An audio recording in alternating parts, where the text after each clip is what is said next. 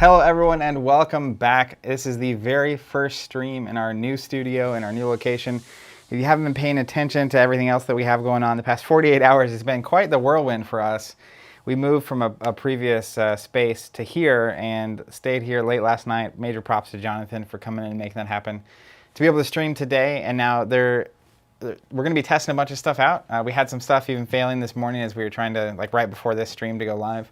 But I'm super excited about this stream. Ashes Reborn, if you're unfamiliar, Ashes is a game that came out back in 2015. We're partnering with the publisher Plaid Hat Games to bring it back through the PvP model, which is the short version. If enough people are signed up for this game, it's going to keep getting made and keep getting automatically delivered to people that are signed up. So I saw a really good question in the chat before we started, which was, if I didn't own anything, what should I do? You should do a few things. The first thing you should do is head over to Plaid Hat's website. They have pre-orders up for all the Reborn products. You'll see them in the red packaging. And you'll definitely at least need the core set. That's going to come with most of the dice that you need. The other thing that you'll want to look for are the deluxe expansions that come in the boxes. It's called the Song of Soaksend and I forget the other one. I think it's got a lion in it. A lot of the lions, maybe. Anyways, there's two deluxes that come with dice as well. Those are really, really critical. The first product that's actually coming out through that PDP subscription is the 1.5 Upgrade Kit. So this is actually taking a third of the cards in the game and bringing them up to current for Ashes Reborn. You can see this pile of cards here. I actually went through last night. I got a list from Plaid Hat of all of the cards that weren't changing. And that's what this stack is, which is a bunch of the cards from the previous game. And then the cards that are changing, just to give you some context. I'm just gonna stack this up and this. So these cards right here, this stack is actually what's gonna come in that upgrade kit. And it's gonna be basically updated, changed, modified versions of all those cards. And as we looked at last week, we saw a lot of previews where a lot of the cards aren't really mechanically changing as much as the text on them is getting more condensed and more streamlined and more clear. And I love seeing that. That's the kind of change that is not, there's the Glowfinch. It's a really good example. Jonathan, you're the man. Pulling this up at home, making it happen. You can see the text here. It's literally like in half. I jokingly said last week that every time one of these cards gets revealed where it's half as much text, an angel gets its wings. And I definitely think that's true. That's the kind of change that just, small changes like that make a game so much just more manageable to play and less of a burden to play. We actually had Rodney from Watch It Played on our podcast this past week. The podcast is called The Covenant Cast, but he was talking about how he's a huge fan of Ashes, and he kind of fell out of love with the game because it almost became a burden to play. And so the Ashes Reborn is all about making that not the case, making it super enjoyable to play. Today, we're actually going to be looking at the Phoenixborn, some new Phoenixborn. Plaid Hat posts an article every Wednesday with some previews. We're going to be looking at those and some previews that they didn't show. And so the first thing I'm going to do is go through those and just kind of look at them. Some of my favorite cards are in this stack, which I'm super excited about. I wasn't really around the first time that Divine Dice came out. And so there's so many things that I just didn't get to see in the original version of the game, and it's kind of like getting it's amazing walking back into a game with this much content, basically, because there's so much to explore and to break down. So what I'm going to be doing is working on some decks. Ideally, the goal, this is ambitious, so I know that that's the case, and we may not achieve it, is to build at least 2, 3, or 4-ish decks. That way, next week when Steven comes back, he's gone this week. I've replaced him with my handy-dandy French press over here. But when he gets back next week on Wednesday, on Ashes Wednesday, the goal would be to be able to just play games using the decks that we built here today. So we're going to look at some previews. We're going to build some decks. But again, there's a ton of content here that I'm not super familiar with because I didn't really stick around for past the first year or so of the game originally. So I'm going to pick some Phoenixborn, and then I'm going to start cruising through cards and looking at various cards that would go with any of the 3 or 4 Phoenixborn that I'm looking at. And I'm probably looking at her because there's an updated version of her here on my table. Odette, which is the first card we're going to pull up in a second when I flip down to the screen. She's definitely going to be on my list. I love that white armor. She just looks awesome. Chris saying, Zach, take us on a virtual tour of the new place. I wish I could. You know what's actually nice? I just realized this, John. Steven's not here. That's not the nice thing. That's funny, though. That's the way I said that. Is that when the cards pop, they're on top of where Steven normally is. So he's not there to be card popped in front of right now. I don't feel as bad as not switching down to the table shot. So I might hang out here while I'm going through the previews before I start deck building. So Odette, you can see here, I don't have the old version. I guess I technically do. Let me see if I can find her. She's in my Phoenixborn stack. There. Oh my god, look at that. That is just fate. That is fate happening. I literally cut this stack of Phoenixborn in half. Straight up, Odette, top of the stack. So let's compare. Odette Diamond Crest. One, this is pretty much everything I want in a Phoenixborn. Honestly, just the look of it, the white and gold armor, killing it. I love the hair, the sword, the oversized sword that's just like ridiculous. That reminds me of an old game we used to play called The Spoils. So I would already be in on this character not knowing what she did. But the previous version, the original, has 5 battlefield and 17 health and spellboard 4. The new one has 18 health, so 1 extra health, but -1 spellboard, only a 3. The original one had Retribution. After this Phoenixborn received damage while guarding, place 2 wound tokens on a target attacking unit. So used to, in the original version of the game, your Phoenixborn could actually block infinite number of times in a turn. One of the critical changes in 1.5 is that a Phoenixborn can only block for a unit once a round. So that makes that decision of when to block way more important. It also helps the board not get as clogged with units. The new one has Enter the Fray. So that being said, Odette's original ability isn't quite as good as it used to be because she can only block once around. The new one is Enter the Fray. It costs an action and an exhaustion. Deal 2 damage to a target unit. Deal damage to this Phoenixborn equal to the target unit's attack value. So very similar. It caps the amount of damage being done to 2.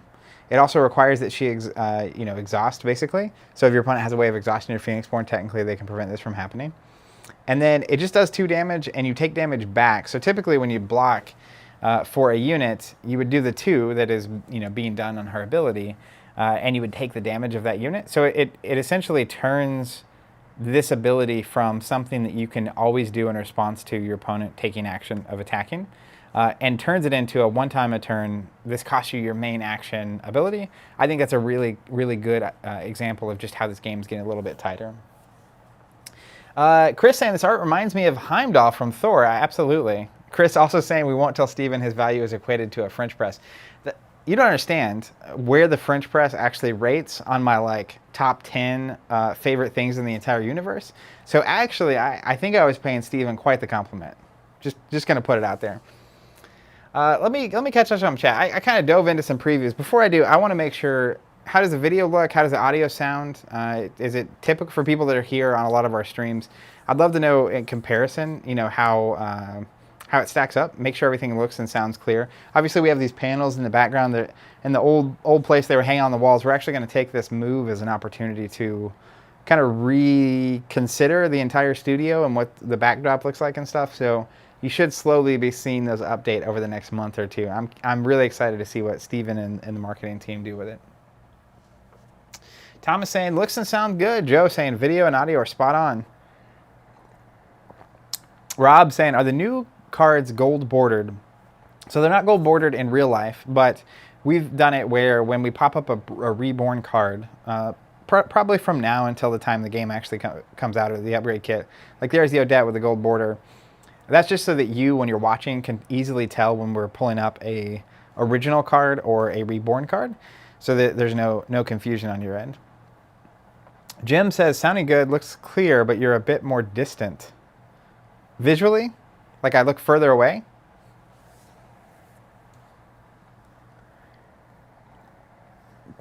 Chris saying, rank the French press among the following.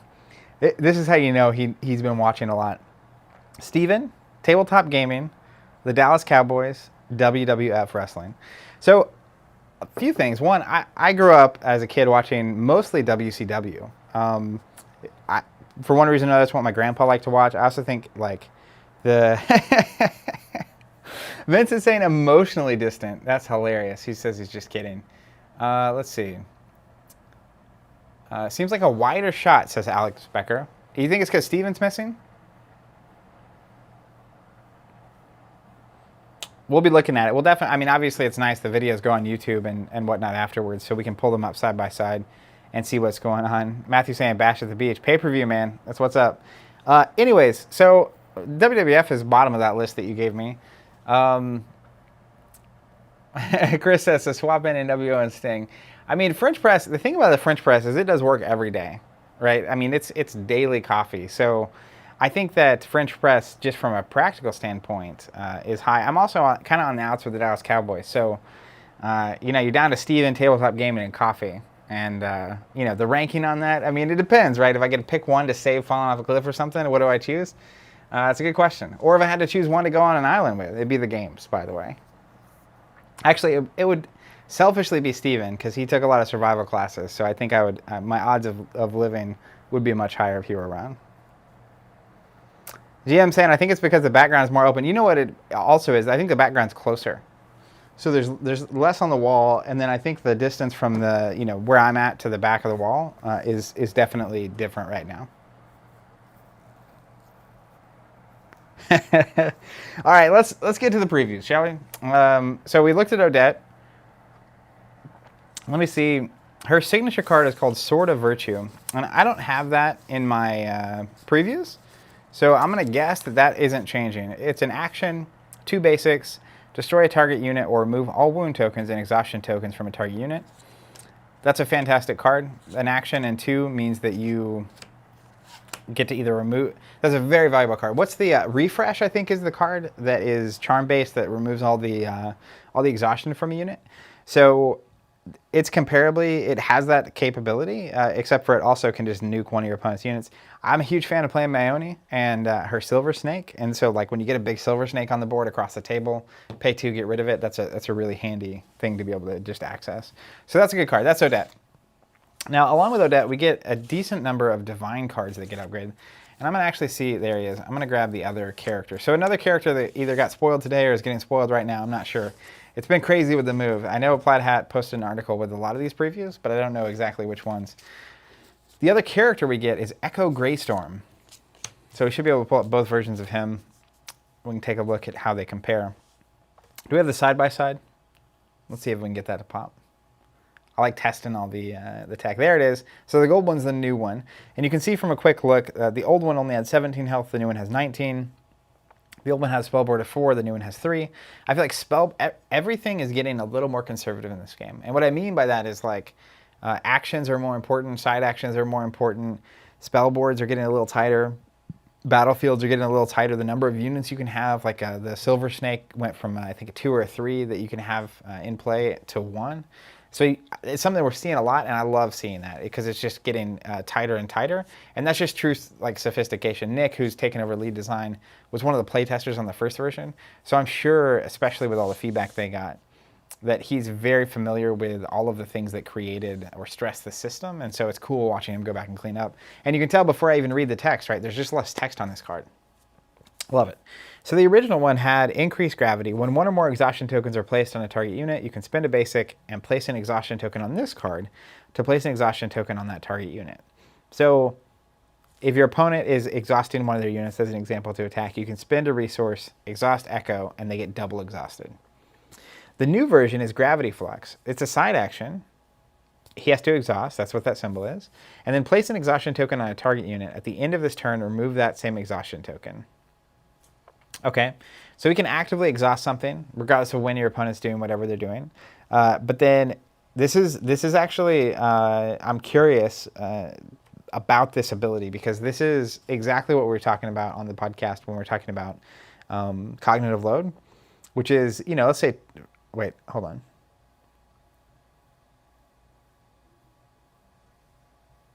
At the end of this turn, remove that exhaustion token. That's really interesting. Because is turn, I think by the rules, a turn is like the turn I'm using this ability. So that would make me think that the cards that he would want to use are going to do stuff to exhausted units. So, you know, they don't have an exhausted snake for you to manipulate. They get exhausted and you trigger this ability.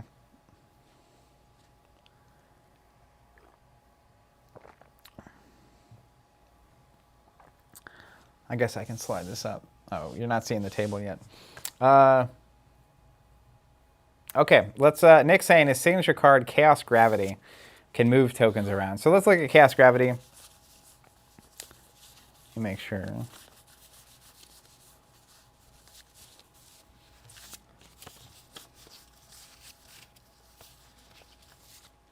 All right, Chaos Gravity is an action. You can either spend an angel or a music note, that's divine, or sympathy dice, the middle value, and a basic.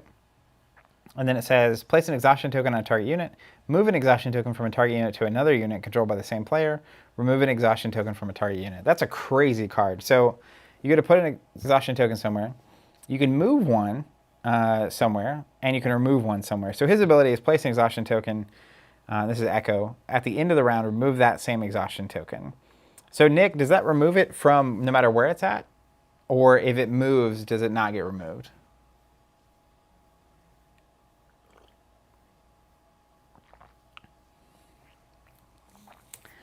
Nick's saying turn is shorter than round. That's right. Gravity Flex is very temporary. So it's a side action, so you can also basically exhaust a unit. This is pretty cool. Exhaust a unit, that way they can't block, and then you can attack, and then they get unexhausted. So this isn't as much of a cognitive load problem as it could be. The fact that it's only for the turn is very helpful, because it's basically, on a turn, you get an action, side action, and then it's over. And so you really don't have to remember that at all.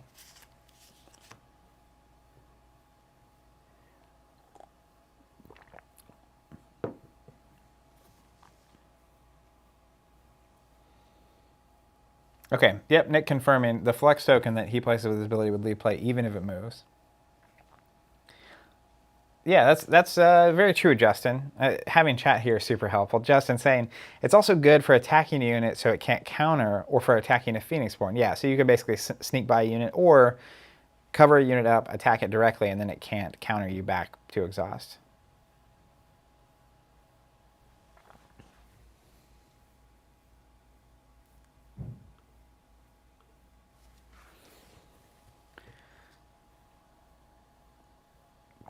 All right, so let's look at some more cards. I'm going to start with the Odette line of cards. First card we get an update to is the Emperor Lion. This is a conjuration. I love the art on this card, and I think that the original, which will pop up, is a little underwhelming, honestly. And let me see if I can find the original. I remember looking through the Divine, and I love the idea of lions. Huge thematic fan of that. And I saw the Emperor Lion, and it really was just fine. Let me go through here and find them.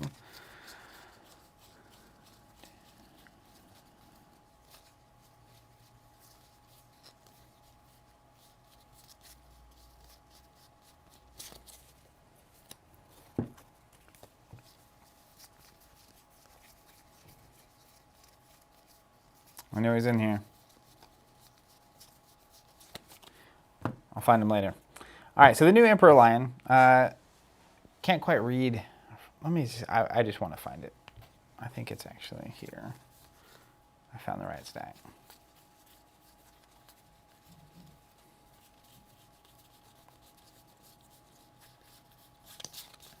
Guess not.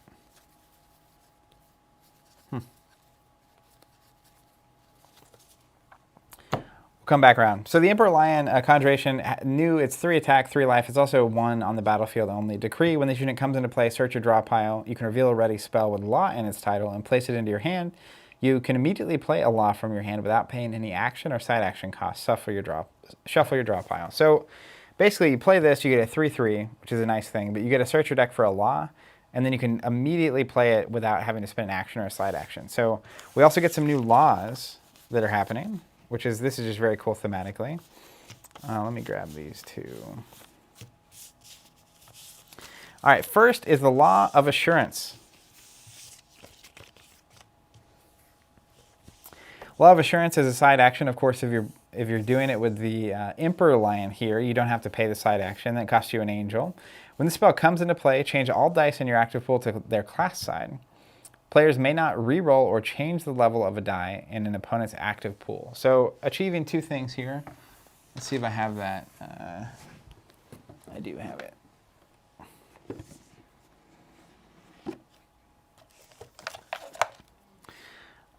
Yeah. Cool.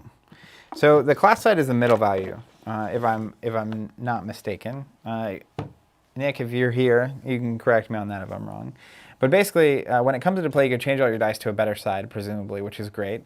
And then players can't reroll or change the level of their dice in their active pool. So this is really good against like Illusion, who's trying to manipulate what dice your sides are on.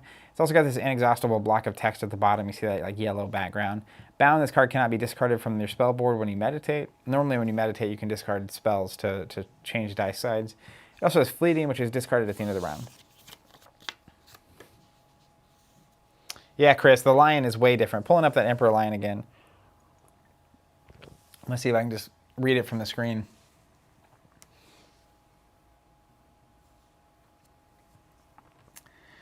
So the original Emperor Lion looks like it has Spite 1.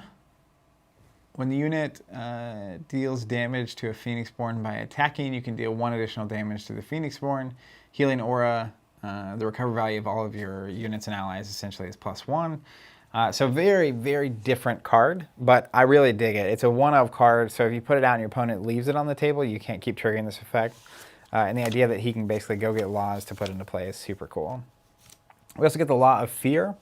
Costs an action and an angel. Again, if you're doing it with a lion, it doesn't cost you the action. When the spell comes into play, you can place an exhaustion token on a target unit with an attack value of 0. While in battle, the attack value of all attacking units is reduced by 1. So it's doing 2 things, of course. You can exhaust 0 attack something. It also has the bound and fleeting inexhaustible abilities, so those are going to go away. But permanently for that round, -1 to everything on your opponent's side of the board when they're attacking. And yours as well, right? It's all attacking units is reduced by 1. But when you start playing, like Steven and I played last week using our new decks with Saria and Maoni, and you start realizing that a game of Ashes is only 3 or 4 turns. So if you have 2 or 3 Law of Fears in your deck, the amount of damage you can mitigate, particularly this is going to be good when you have a couple of units or conjurations doing a lot of damage. And if you're playing against someone who has a lot, right, a swarmy style deck, like if some battlefields, at least in the first edition of the game, had like a battlefield of 10, so they can go really wide, and this would be super good against that.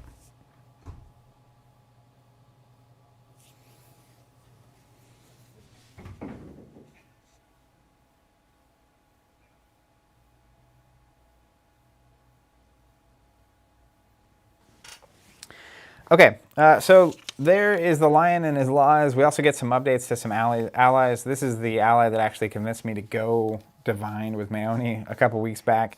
Holy Knight get an update. We talked about this a little bit. Nick was on chat kind of spoiling some stuff. It's an action, a lion, an angel, and a basic. 3 attack, 3 life, 2 recover. Magic armor can't be targeted by spells and opponent controls. Very similar to the original. They did take one kind of line of text out. Basically can't be targeted, and it has less attack, less life. Which is good. I think it also costs 1 less, I think. Yeah, it costs 1 less angel. So it's a little cheaper to play, but also not as crazy. In the game I was playing last week with it, it felt like this was just an absurd card. Next up, we have the Shield Mage. Very good art on this card. To play it, it's a side action, which is nice. An angel and a basic. Defensive warrior units you control cannot be targeted by attacks and opponent controls. So basically, if you play this Shield Mage, unless they have a way to deal with it that is not attacking with a unit, they're not going to be able to target your units with attacks, which is unbelievably powerful. That's a fantastic card. And you can look, an angel got its wings, because the text box on this card is like half. The old one had exert, it looks like side action, place an exhaustion token on this unit, and then it has protector or a 2, while it has an exhaustion token on it. The life value of all other units you control is increased by 1. So this is actually a really important change. Anything that you have to remember as you go is significant, right? So a -1 to everything on the board is a static effect that is not exactly easy to keep tabs on, and it's the kind of thing, like if you forget for a second, you might send an attack or you might get through an attack, you calculated wrong, you can't really reverse it back. This is a little bit better. It's still something you have to remember, but it's basically just a stop. You cannot attack while she's in play. And so I think this is a little bit easier to remember, and at worst it's like half the text. You don't have the side action. Like, you can imagine your opponent playing this. When I play a Shield Mage, I'm like, hey, you can't target my units with attacks while this unit's in play. Very simple. The other one is like, well, I have this side action where I can exhaust, and if I'm exhausted, here's this other thing that happens that you need to remember every time you attack. Hey, we got a hit for whatever reason from a bunch of people on chat hopping in. I don't know, where are you guys coming from? If you're unfamiliar, we're a tabletop gaming channel. We're hanging out playing games. I'm talking about a game called Ashes, which is one of the best card games that ever been made. So if you're new, stick around.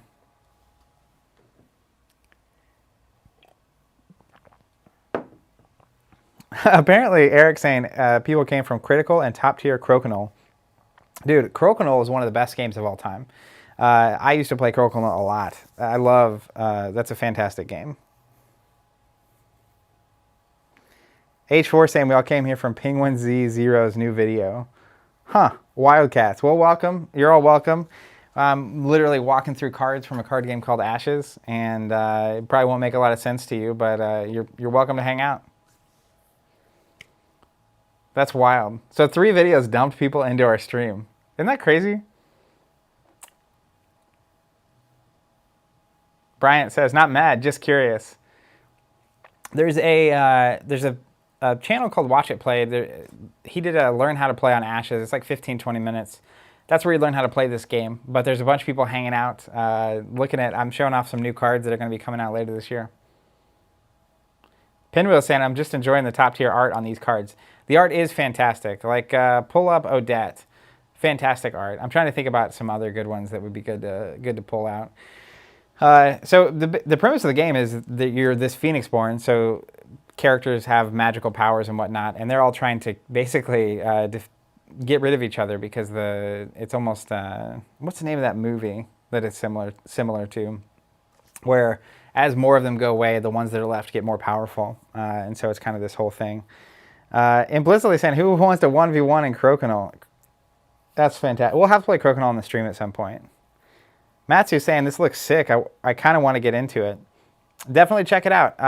Other cards I really like are like Mayoni. She's super cool. A lot of people like, let me find it. I'll just pull up some of the characters while we're here, while we have people hanging around. One of my favorite units is the Gilder. They're these little mice that are painting things gold, which is thematically just hilarious. Also look at Jessa Nani. This art is killer. She's kind of like a voodoo, witch. What up, 1,000 subscribers? Thank you. Yeah, the new studio, we just moved too, so this is kind of like a half put together studio testing some stuff. Maddie's saying, this is kind of like a Twitch sub raid, LOL. Pinwheel's saying, big fan of Odette, but Gilder though. Yeah, Highlander is what I was thinking of earlier. There's all sorts of crazy characters, like Koji. That's another good one that I'm a fan of. Let me find some other ones. Astria looks awesome. Astria is a super cool looking character. Some classics like Leo Sunshadow. And then, of course, Aradel Summer Guard. There's a ton of them. It's a super fun game with an awesome community of people that play it, and it's some of the best art in tabletop. So if you're into card games and really good art, this is definitely worth checking out. We did an introductory video like a month or two back too. Ashes Reborn, you can check that out. What up, Pig? Saying, is this magic? It's not. It's better.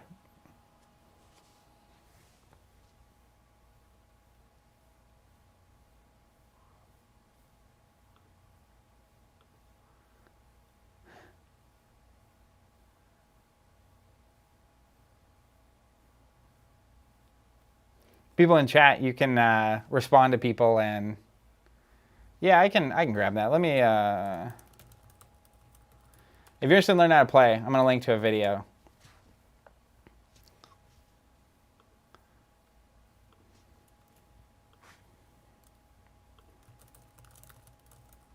Not to immediately have you just leave the stream, but this would make a lot more sense to you if you caught this video.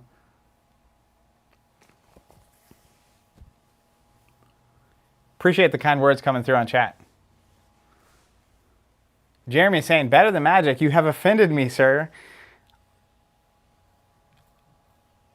What's the best way to say this? I have no doubts, zero doubts in magic. Actually, if you pick up an Ashes core set and try it and don't like it, contact me and I'll buy it from you. 100%. Ella saying, how did I get here? You got dropped into a stream. I don't know how it happened. Ike saying, can you put Shield Mage up again? Yeah, we'll have Shield Mage pop.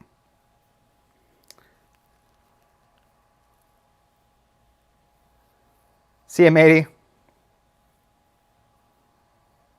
Lanky, watching Zach's brain just explode. Yeah, I don't know what happened, but it went crazy all of a sudden, and there were a bunch of people hopping in on chat. So you're welcome to be here, or not. That's up to you. We're going to keep looking at some new cards, and then I'm going to get into some deck building. Next, we get the Light Swordsman. I love these allies that only cost a side action to play. That's that like diamond in the corner you see. It does cost a lion, so that's the most expensive dice. It has Quick Strike. When it's attacking, it deals damage with 4 units in battle. With it, 2 attack, 1 life, 1 recover. Solid unit. Again, anything with as a side action to play means you still have your main action left. So they're particularly good in this one has an attack of 2. In moments when your opponent basically doesn't think you can attack, they don't have any units ready to block, you can drop this and immediately attack.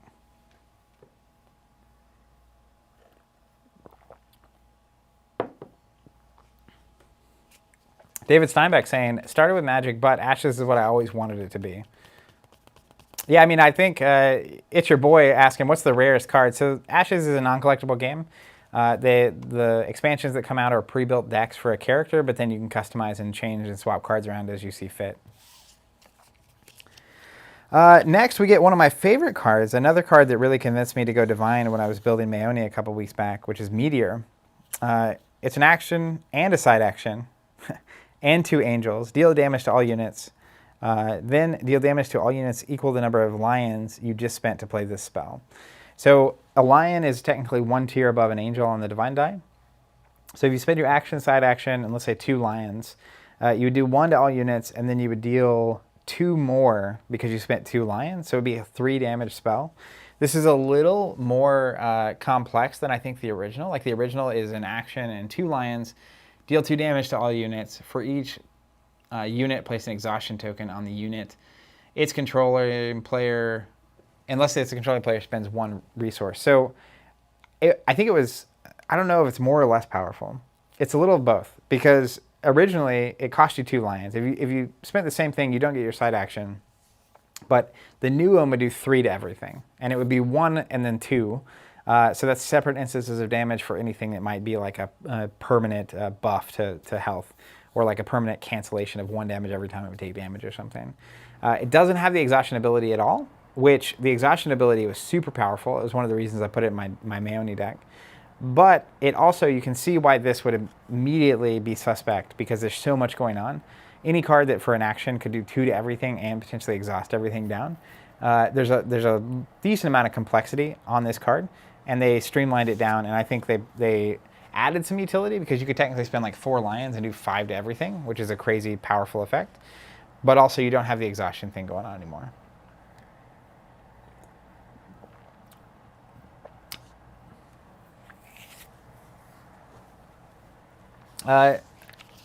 Dead G saying, what's the name of the artist on these cards? So a lot of the art was done by an artist named Fernanda.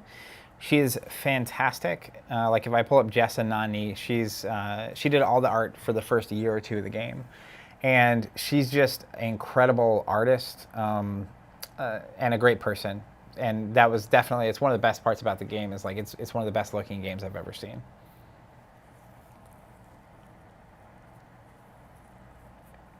That's fair on Meteor. So technically the most you can get is 3 damage, because you can't overpay for something. In my head, you could basically spend like 5 lions to play this card and do 6 to everything, but you can actually only spend 2 lions and then do 3 to everything, essentially.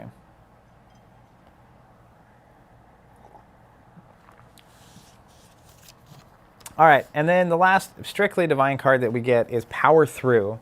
It's a side action and an angel. You attach it. It's an alteration spell, so it attaches to one of these units.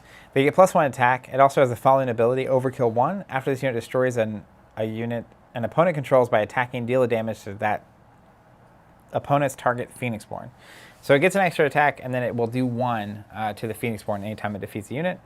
Pretty simple, and also a nice little card. I can't tell. It looks like the original. One of the things they're getting rid of in the new version is Respark. That was an old ability where you could pay the Respark cost, and that would go out of play. It bounces back to your hand. And again, I think they're just cleaning it up and making this as streamlined as possible.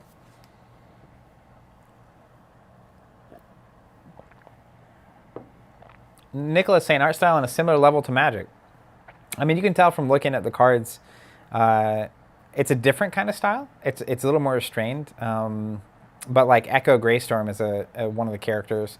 He looks fantastic, and it's got its own thing. They really trim down the borders and stuff and get the cards out of the way of the art, which is something I really appreciate. It's also super consistent. There's a style that runs through it all very strongly. I've found that the Magic art kind of varies based on the artist. Herman saying, how about all the new guys and gals? Spam the like button. Show some love to one of the best board game businesses. Super likable guys and great content creators. Thank you. Thanks for being here. It's a kind thing for you to say. Yeah, Astro Marine saying, don't forget, Zach, Magic has Magali now. She's my favorite artist in tabletop, unquestionably. I think it's actually Magali.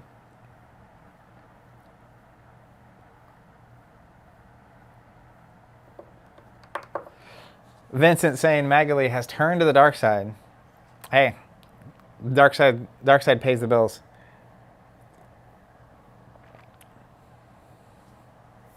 What up, Miso? Good to see your name again. It's been a minute. All right, let's look at some of the non-strictly divine dice. So we're going to go over to the Sympathy dice. First thing, we already looked at Echo Greystorm. We also get an updated Squall Stallion, so Steven's going to be excited about this. It has Attack of X, Life of 3, Lightning Speed. This unit cannot be targeted by reaction spells an opponent controls. So anything that is a reaction spell, like, let me see if I can find one immediately. We'll get to one in a minute. It can't be targeted by it. It's also got an Inexhaustible Torrent 1. Side action, place a card from your hand on the top or bottom of your draw pile. If you do, place a status token on all Squall Stallions you control. X is the number of status tokens on this unit. So you can basically put a card from your hand on the top and bottom of your deck to put a status token on all your Squalls, and their attack is equal to the number of tokens on them. You also notice in the bottom left that 2, so you can only have 2 of these in play. But ultimately, these are operating a little bit more like the Silver Snake. This is way easier to trigger, though, because you can always take a side action as long as you have cards. So this is particularly good with any Phoenixborn that can draw, because these guys can get crazy, especially if you just kind of like wait your opponent out and you get to the point where they're not going to have a lot of stuff left to do. If you can drop this in, load it up with some tokens, and protect it in some way, it's back-to-back turns, particularly going into a turn where you know you're going to be going first.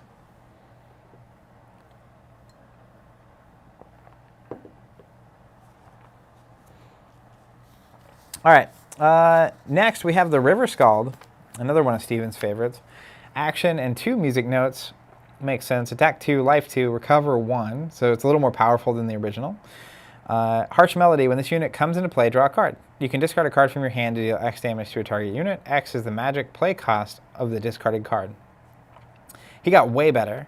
So you play him and you immediately get a card. And then if you have a card in your hand, let's say it costs 3 or 4 magic that you're not going to play this turn, you can discard it to do that much damage to it, which is phenomenal.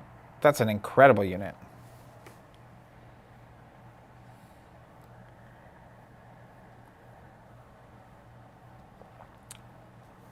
Matthias asking if the first instance of damage on Meteor, we'll move Meteor back up, would defeat a unit like the Salamander Monk that has an on-destroyed effect, would the effect resolve before the second instance of damage? I assume so. I assume it'd deal 1 to everything, and then all the resolutions to that happen, and then it would finish by dealing the extra damage. But Nick can clarify in chat if that's incorrect. All right, next up, we're going to look at some allies that...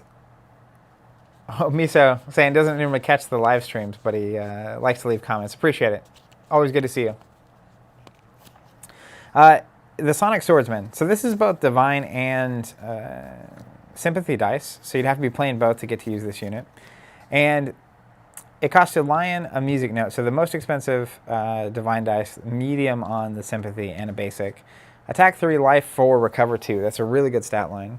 Sonic Pulse. After this unit destroys the unit an opponent controls by attacking, you may place an exhaustion token on a target unit. So if you attack with this unit and destroy a unit, you can exhaust a different unit. And it also has an alert, do not place exhaustion tokens on this unit as a result of its countering. So you definitely don't want to attack when I can block with this unit, because if I can defeat you, I can also exhaust a different unit. This is a super powerful unit. Let's look at what the original did. So the original was 2 attack, 1 life, 1 recover. Is that right? Yeah, 1 life, 1 recover. So you'd have to give it extra life for that to matter. When it deals damage by attacking or countering, you may place 2 wound tokens on a target unit. So basically, when it attacks previously, it could do 2 to something else. It's also got Rhythmic Healing 1. When you draw 1 or more cards, you may remove a wound token from this unit. Does it have 1 life? That's crazy. Seat saying, a strange Magic player here. Is this the Dark Souls of TCGs?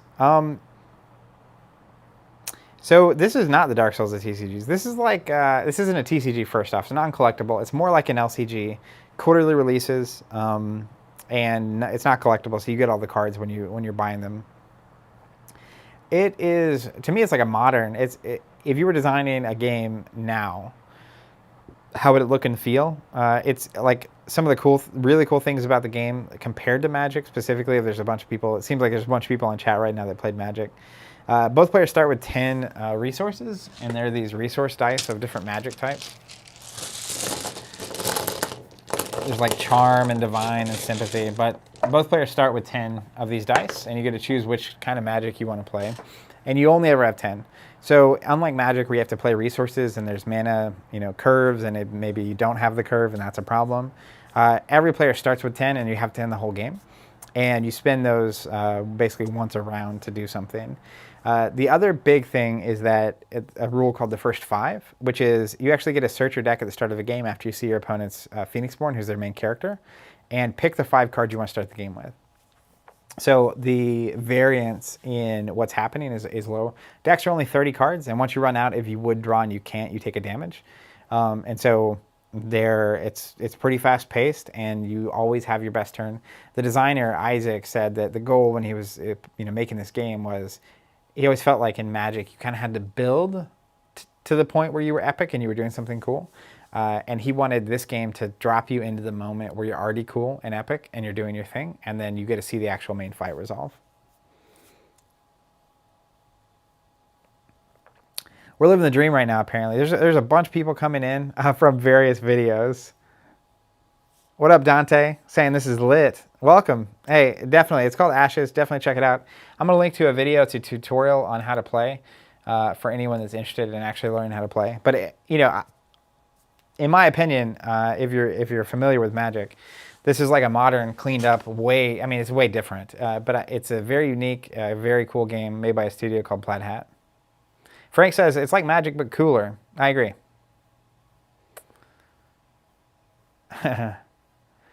Lord Fubi says it looks great.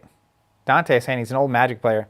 This is a fantastic game. If you're looking for a card game where there is Magic involved, but that's kind of distinct and modern and beautiful. I mean, I keep looking at this Odette card in front of me, and that pretty much says it all. And it's a phenomenal game. It's worth checking out. You can buy decks. They're pre-made decks of heroes or Phoenixborn that you can play with.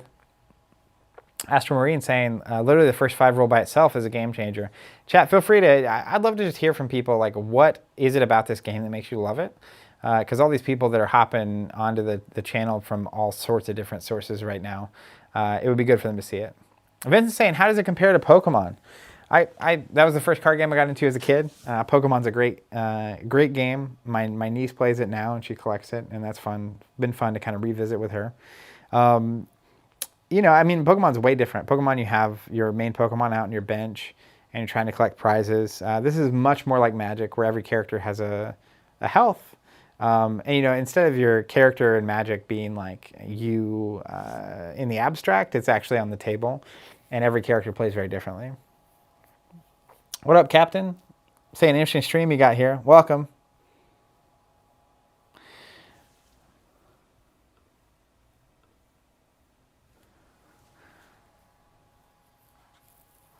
Aaron Clark saying the first 5 is really cool, but it seems like it can create really strong starts for certain characters.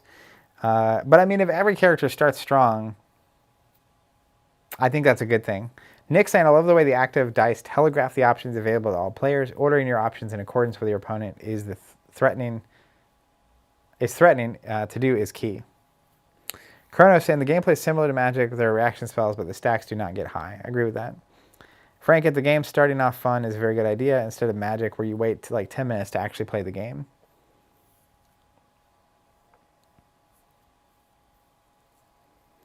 Alvin says, I'm not sure how I got here, but what game is this? It's called Ashes, Rise of the Phoenixborn, made by Plaid Hat, and it's a fantastic non-collectible card game. And if you haven't heard of it, you should definitely check it out.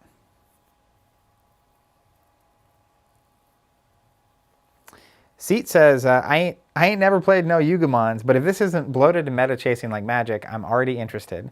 It's not, and it's not collectible. So it's like super easy to get into. It's called Ashes, Rise of the Phoenixborn. The publisher's Plaid Hat, definitely worth checking out.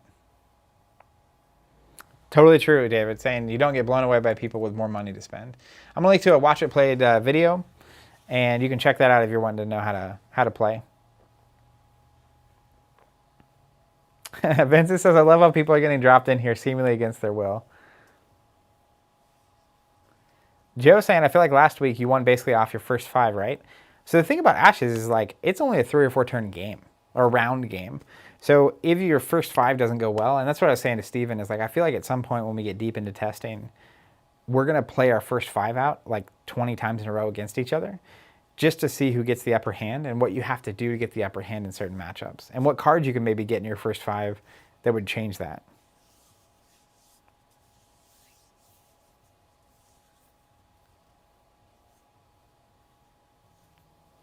Zero's 9 saying the Magic community is raging. What a great time to snatch players.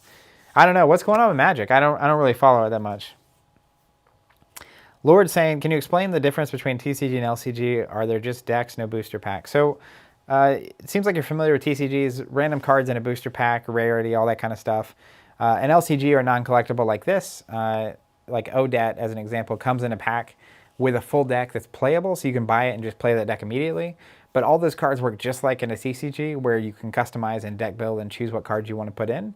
And so you get the the advantage of like a deck builder or a TCG, but you don't have the collectability nature. So cards, you know what cards come in every pack. If you want a certain card, you can buy that pack, and you never have to play the chase.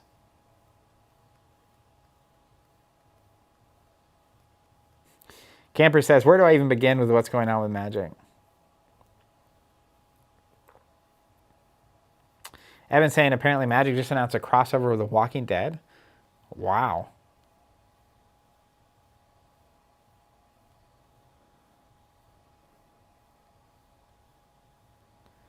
Aaron, I definitely think first 5 is both. So there's a rule in this game where you get to pick your opening 5 cards.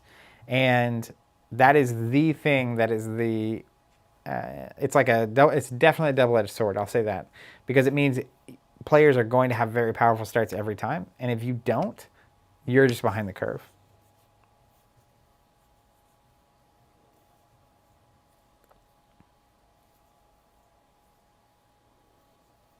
Huh. Well, I'm interested to see how all that resolves for Magic. They've made it through a lot, so I wouldn't be surprised if they figure out a way to handle that. All right, back to our cards.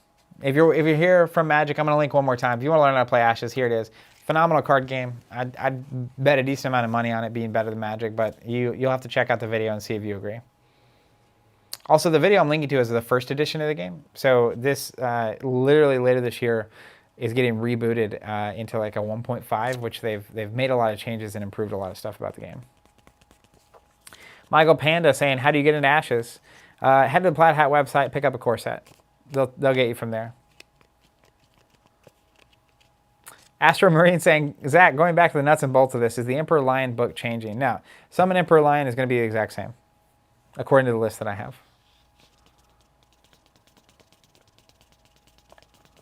No worries, Seat. Everyone's welcome here. Lanky saying, you'll feel like a wizard immediately. Benjamin saying, everyone's weary of the first 5 until they play their first few games. All right, next we get the Polarity Mage. Action. You can spend either a Sympathy or a Divine, so it can go either direction. Very cool. Give and take. When this unit comes into play, you can search your discard pile for an alteration spell and place it into your hand, or discard a target alteration spell attached to a unit you control. That's not bad. I mean, it's a 1 resource unit with 1 attack, 1 life, 1 recover, and it's answers a problem if your opponent puts something onto one of your Phoenixborn and or lets you go get 1 back if that's the game that you're playing. Next up, we get Gravity Training. This is a ready spell on the spell board. Costs an action to play it, and then to use it, costs an action or a side action, exhaust it. Then you spend either an Angel or a Music Note, attach Enhanced Strength, conjure an alteration spell to a target exhausted unit you control. So we'll go ahead and pull up Enhanced Strength.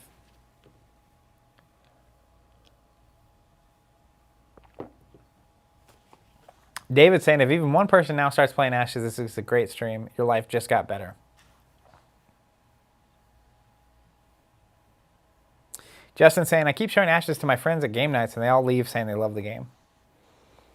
All right, Enhanced Strength is +1 attack, +1 life. Endurance, remove all exhaustion tokens. That's pretty good from the unit at the end of each round. So if it gets super exhausted, Gravity Training lets you attach Enhanced Strength, which then gives it plus attack, plus life. But more importantly, all the exhaustion tokens are going to clear from it at the end of the round. Daniel apparently saying Amazon has the Ashes 1.0 core set. So you pick that up. We're actually partnered with the publisher to release new expansions for this game. The first one's the upgrade kit coming in a month or two.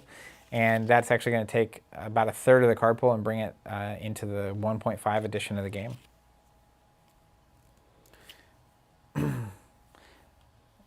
Gabe saying, or Gabber saying, is this comparable to Battletoads? I've never played Battletoads, so I don't know. Maybe someone in chat can answer that.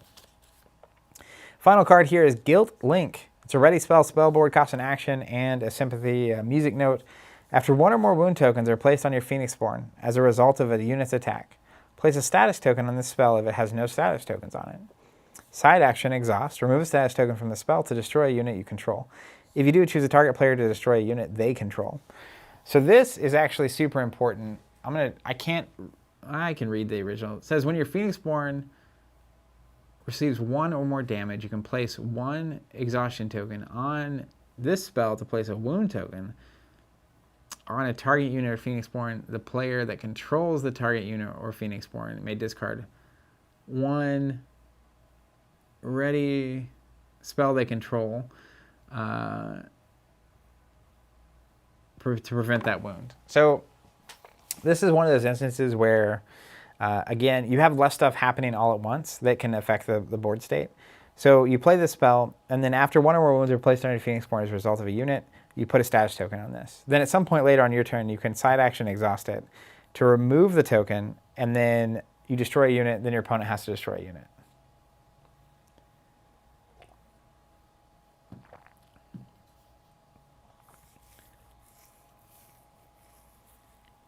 I think that's way cleaner.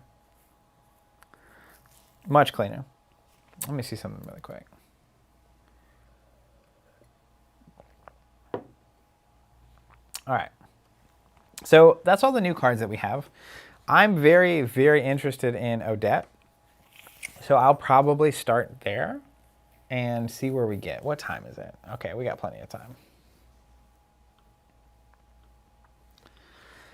So a reminder, Odette, the new version, has Enter the Fray action, exhaust, deal 2 damage to a target unit, deal damage to this Phoenixborn equal to the target unit's attack value. So she's going to be super good at clearing the very utility characters that my opponent has that only has 1 or 2 health and doesn't do many attacks back.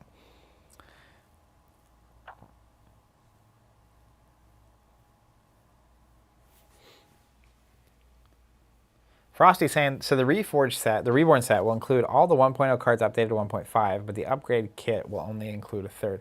So the upgrade kit includes all of the updated cards across all of the expansions that came out originally.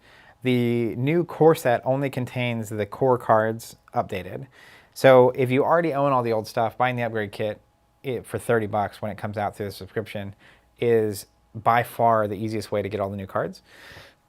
But if you buy only the new expansions, so the red packaging of the Reborn, if that's the only thing you're buying all that, it will come with all the updated cards. So it really just depends on if you have old cards or not as to whether you want that upgrade kit. And either way, the upgrade kit contains a ton of cards. So even if you had that and you bought upgrade packaging, it's going to be access to about a third of the currently existing card pool without having to buy all the expansions.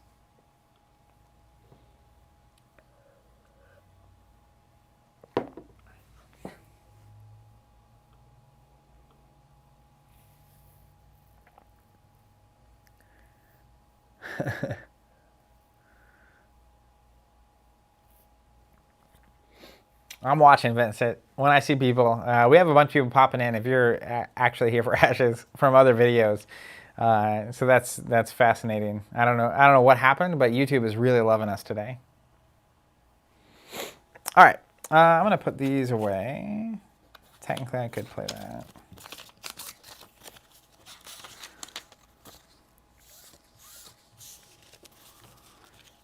All right, so I'm gonna switch it down so you can actually see the table.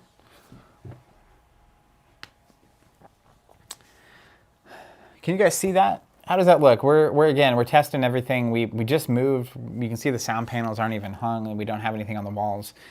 So we literally just are testing everything. So how's the camera look? Can you still hear me? Everything going well? Invincible saying same with me. I just got autoplayed here. Yeah, I don't know what happened, but you're welcome to be here. It's a game called Ashes, and this is not necessarily where I would start someone if they were interested in the game. Vincent says came due to the algorithms. Stay for the vibes. Sagi saying not to be rude. What is this game? That's totally not rude. Compared to some of the comments coming through, you're doing great. It's called Ashes Rise of the Phoenixborn, and it's a non-collectible card game by Plaid Hat Games. If you're interested, you can head to their website or check out the Watch It Played on how to play. The Watch It Played is going to be the first edition of the game. Literally, we partnered with the publisher to put out the Reborn 1.5 edition of the game, and if that's something you're interested in, you can definitely scope it out. Lord Fubi saying he came here from the World Crokinole Championship. That's amazing. It's a shame we weren't playing Crokinole on the stream today.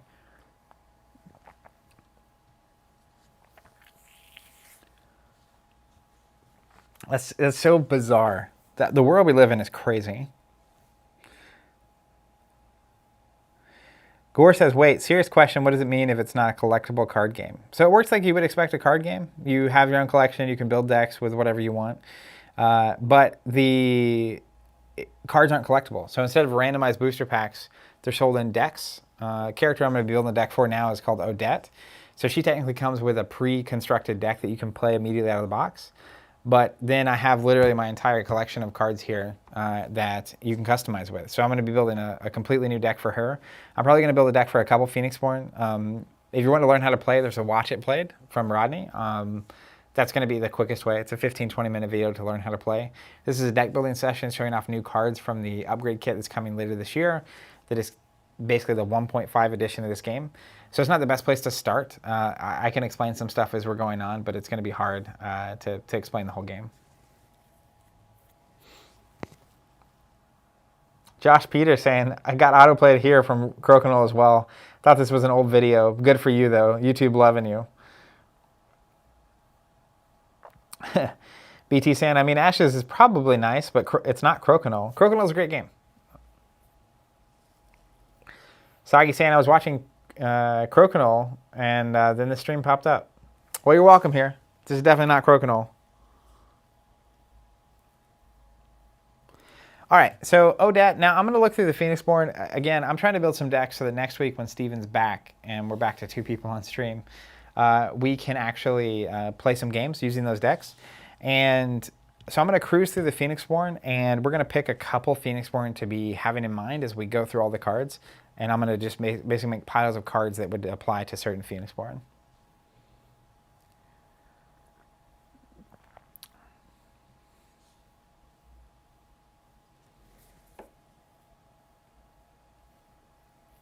Frank saying this game looks far superior to Crokinole. Crokinole is a different kind of game.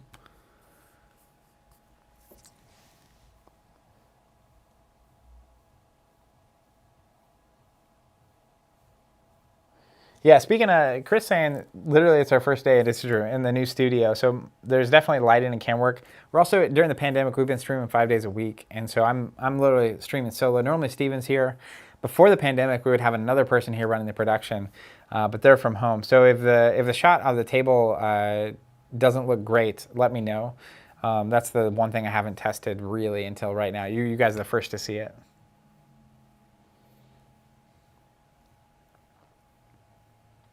Jonathan's saying overhead is a little washed out. What do I do about that?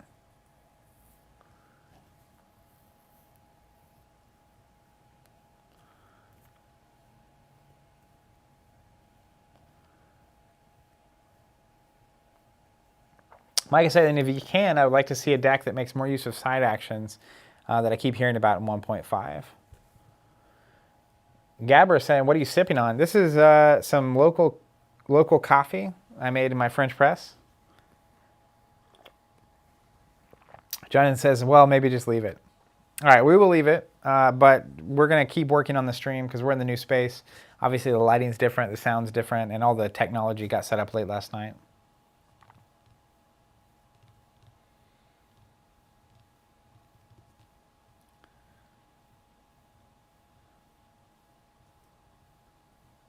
Hotspot top left.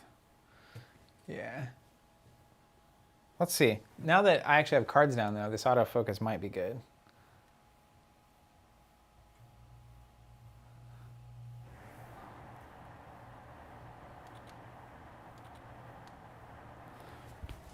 That's as good as it gets. We'll pop the cards as I'm talking about them. So I'm going to look through the Phoenixborn, and we're going to pick a couple, probably 2 more. And that way, Steven has some decks to play when he gets back too. Now, I will say another Phoenixborn I'm just immensely interested in. And we previewed her last week. So let me go ahead and pull her out.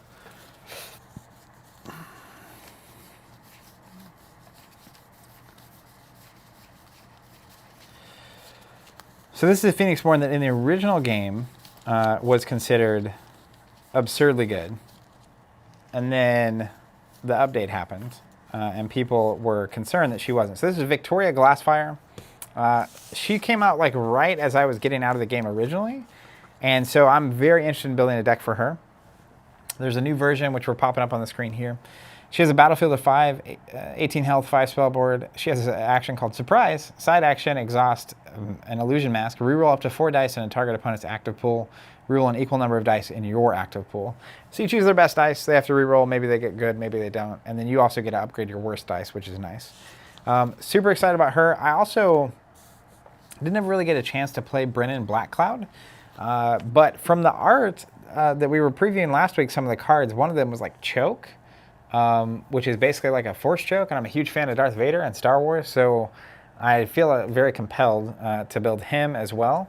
And it's nice. We have Odette, which is Divine, Victoria, which is going to use Illusion, and Brennan, which is going to use Ceremonial. It's got that knife, the black dice.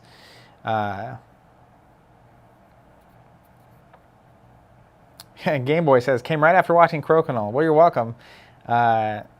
This is a game called Ashes. You can learn more about it on the internet. And so, actually, you know what? As I'm thinking about this, these might end up just being my 3 because I know that a lot of the Phoenixborn haven't been spoiled yet in their reborn versions. And so instead of building decks around old characters that are going to change in the next week or 2 anyway, I'm just going to use new characters. So I actually like this spread a lot just from the get-go, these 3 immediately. Is there anyone else that's been previewed that you guys would love to see me build a deck for? And I know you're going to say Jess and Nani. I know that's what's going to happen, but we'll see what you say. Sagi saying, hey, Mr. Streamer, how much for a set? So the core set I think is $50, and it comes with the dice and I think enough for 6 decks of cards that are like they have a recommended, here's what you do. I think you can find the original 1.0 core set. It's like a beautiful white box on Amazon. It's $40, $50. And then the Reborn version is on Plaid Hat's own website. And it's kind of got the red packaging. And Reborn is like the 1.5 edition of the game.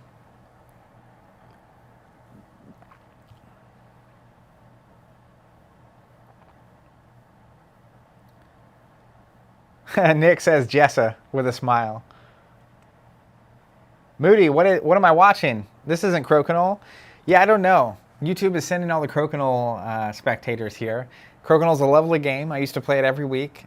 We have a local store, a tabletop gaming store here in Tulsa, and I would work it with my brother on Sundays. And we had a good friend, Matt, who's a local, who'd bring down his Crokinole board. And my brother and I actually got a Crokinole board recently.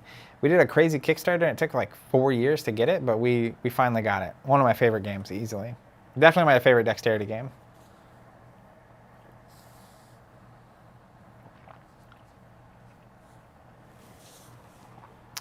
Sammy's saying, I'm a bit new to card games, but the cards you were flipping through look flimsy. They are, because they're printed on a piece of paper.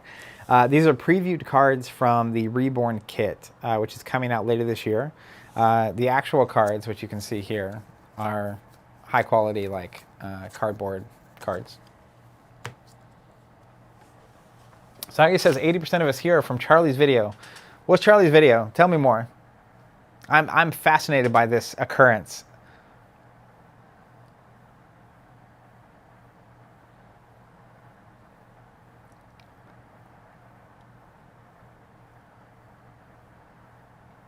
See you, Mid Slime.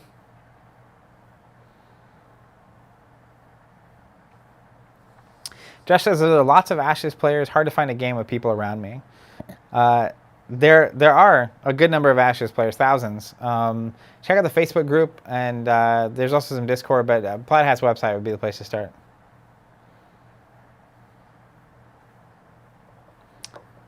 There's also a Tabletop Simulator.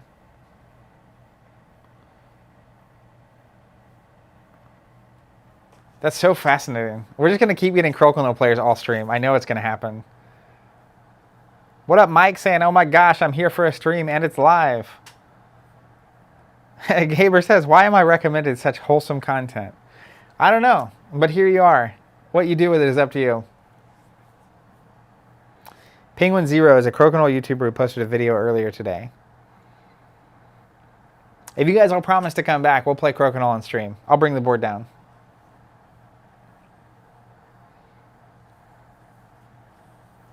All right, so let me pull up Jessa just to make everyone happy. Let me find her. And did they show a, let's see if Jessa pops up. Let's just start there. There she is. Yeah, there's a new version.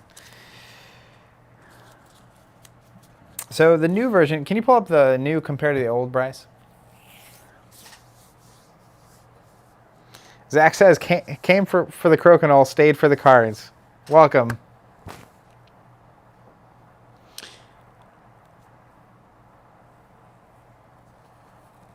Frank says, I'm here for a card game. I've had enough Crokinole.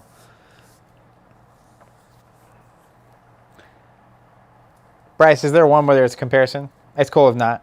Okay. So I'll just verbally tell you the difference. So the original Jessa only had 18 health. The new has 19. But the new one has one less battlefield at 4. Same spellboard at 4. The old one had an ability called Screams of the Departed. Whenever a unit under an opponent's control leaves play, you can spend a resource to deal damage to their Phoenixborn. So that's really powerful. The new one is still Screams of the Departed. Once per turn, after a unit is destroyed, you can spend a resource, deal damage to a Phoenixborn. Obviously, this is this is classic Ashes Reborn, which is an ability that you could use every time this happened. Originally is now once per turn. Massive improvement. I know a lot of Jessa fans are probably like, she's not as good. But that's good, because she was absurd before. The thing I like about this is I thought she was ceremonial, which I mean, assumedly, given her who she is as a character, she probably wants to be, but she doesn't actually reference ceremonial dice on her card, so I might end up playing like a weird Jessa deck. Her signature card is called Fear. Cost an action, choose a target unit under an opponent's control. If it's a conjuration, which means they summoned it with a spell, return it to its owner's conjuration pile, otherwise return it to their hand.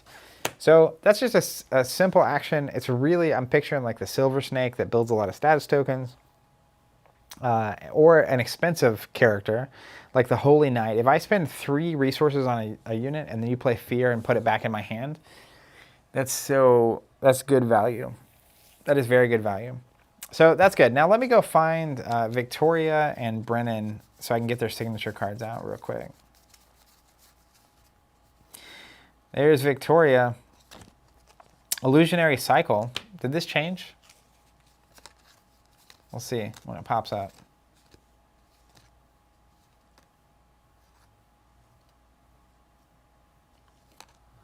Doesn't look like it. Anonymous saying, what connection does this have to Crokinole? They're both games? Eddie, it's hilarious. Welcome.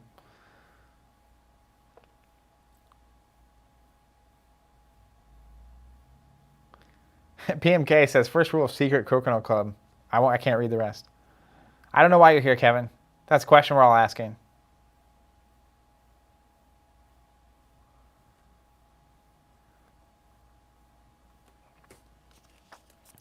Game Boy, appreciate that. He says, I'm on a sub. I don't know about this game, but it seems cool, and Crokinole is cool. Literally, for everyone out there who got here from Crokinole, we'll play Crokinole at some point on the stream.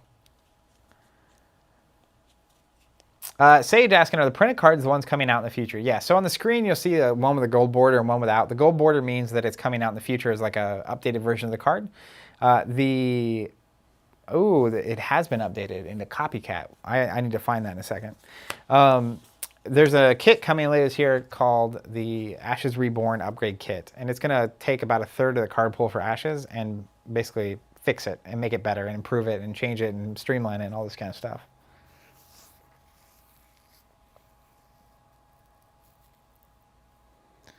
Eddie, thanks for being here. You're welcome. If you have any questions, I'm happy to answer them. This isn't the best place to start to learn about Ashes, honestly. I've linked a few times. I'll link to it one more time. There's a watch it play. This is a great 15, 20-minute video about how this game's played. It's the first edition of the game. They're making a ton of improvements for the 1.5 edition coming out later this year, so check it out. All right. So it looks like Illusionary Cycle got updated into Copycat. I have that. Let me find that printed out card really quick.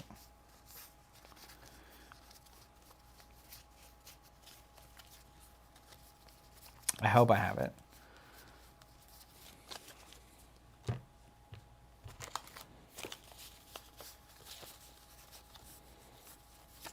This would have been last week.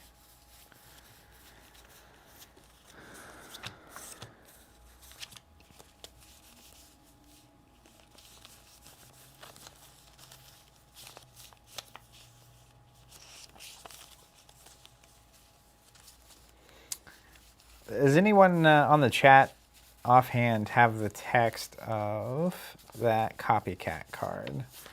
I'll read it once I get someone on chat. Now, on Brennan, he has the Black Cloud Ninja, which has been updated. And this is an ally. It's a signature card. So Phoenixborn don't have to play their signature card. They can. It's usually just something that does happen, even though it doesn't have to.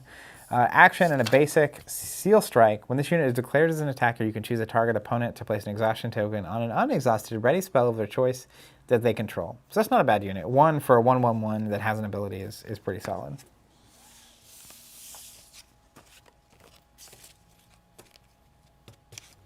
What up, Pete? Hope you're doing well.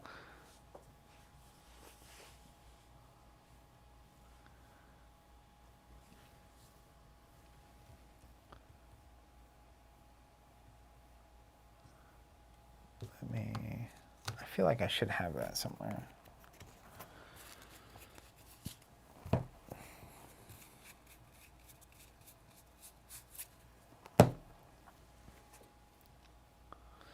All right, let's pull up the Illusionary Cycle card. I forget what the new name is. Mutton Chop says, will the Time Magic deck come out in its own box like the other upgraded releases? Yes, it will. So the first thing through the subscription is going to be the upgrade kit. The thing after that is going to be the Breaker of Fate deluxe box, which is going to be a box with dice, the time dice specifically. And then after that, we'll get into the standard releases, which is 2 Phoenixborn decks every 3 months.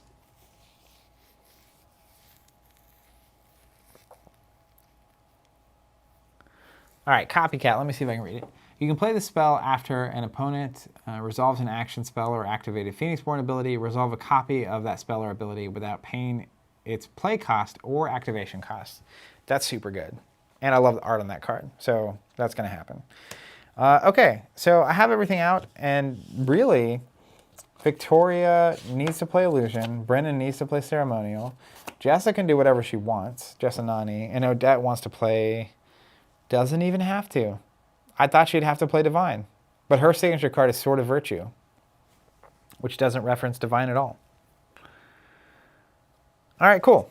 Well, I'm going to stack up these cards, and then I just want to talk about each of these Phoenixborn conceptually and get an idea of how we think they should be played.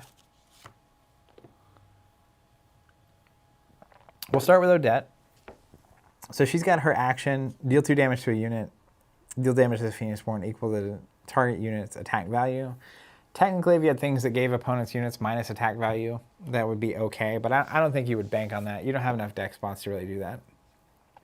Sword of Virtue, however, is just straight up destroy a unit or remove all exhaustion tokens from a unit. So one thing I would think about with her, especially with a spell board of only 3 in a battlefield of 5, is being able to use that Sword of Virtue to remove wounds and exhaustion from a unit is particularly powerful. So I'm going to be looking for bigger units that she can really take advantage of. Carl saying, thank you so much for reviving this game. The upcoming changes look so smooth. Well, we feel so, honestly, just like we're so amped to be able to have a role in helping this game come back to life. So privilege is ours. So yeah, I mean, she has a built-in, a really powerful card. It's two basic resources to completely refresh a unit's health and exhaustions. So that's what I'm going to be looking to do. Then next we have Victoria. So she is very much dice control, which is cool. With her, I forget it's Illusionary Cycle. What's the name of the new card? We'll pop that up real quick. She has a decent-sized spellboard of 5, so she might be a little trickier. Copycat. So Copycat's an interesting ability. I think it's worth playing for a basic. There's so many powerful actions in this game that happen that being able to basically replicate them is super strong.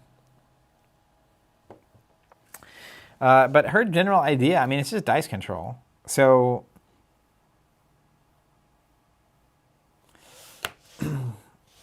that's really nothing fancy, nothing committed. She has medium-sized everything. Brennan's ability, you have to destroy a unit you control, so you need a lot of units. But you deal 2 direct damage to your opponent's Phoenixborn, essentially for a side action and ceremonial dice. So he's going to definitely want to play a little wider, but he's only got a battlefield of 5, so you can't go too wide.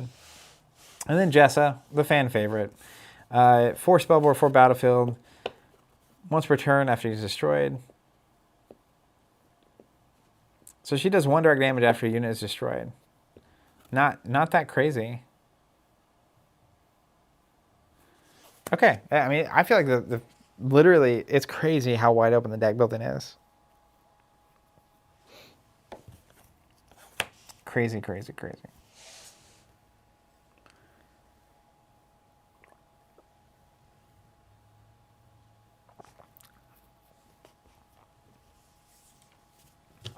All right. Well, I'm just going to start going through cards.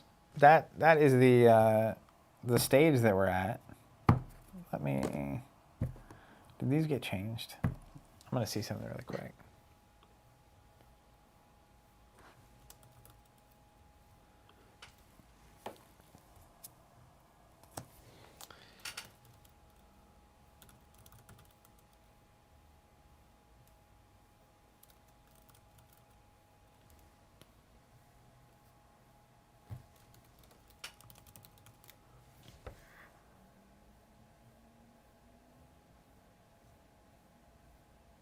I'm trying to figure out,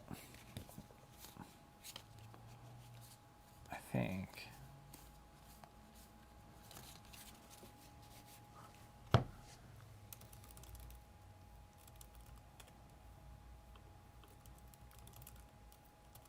There it is.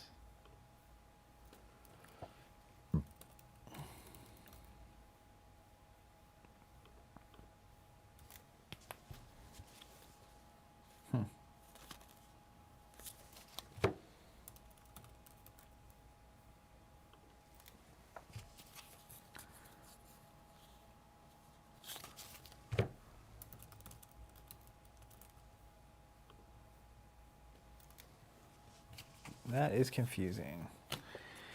All right, let's start going through the stack and we'll start categorizing cards where we think they fit best. So first up, we have the Magic Siphon. This is an action and a music note. Change one die in your active pool to a side of your choice. Change a die in a target active player's pool to a side of your choice. So on Victoria, with her ability and the fact that she'll be playing illusion dice, I feel like she doesn't want more cards to manipulate dice. And that's really just a matter of,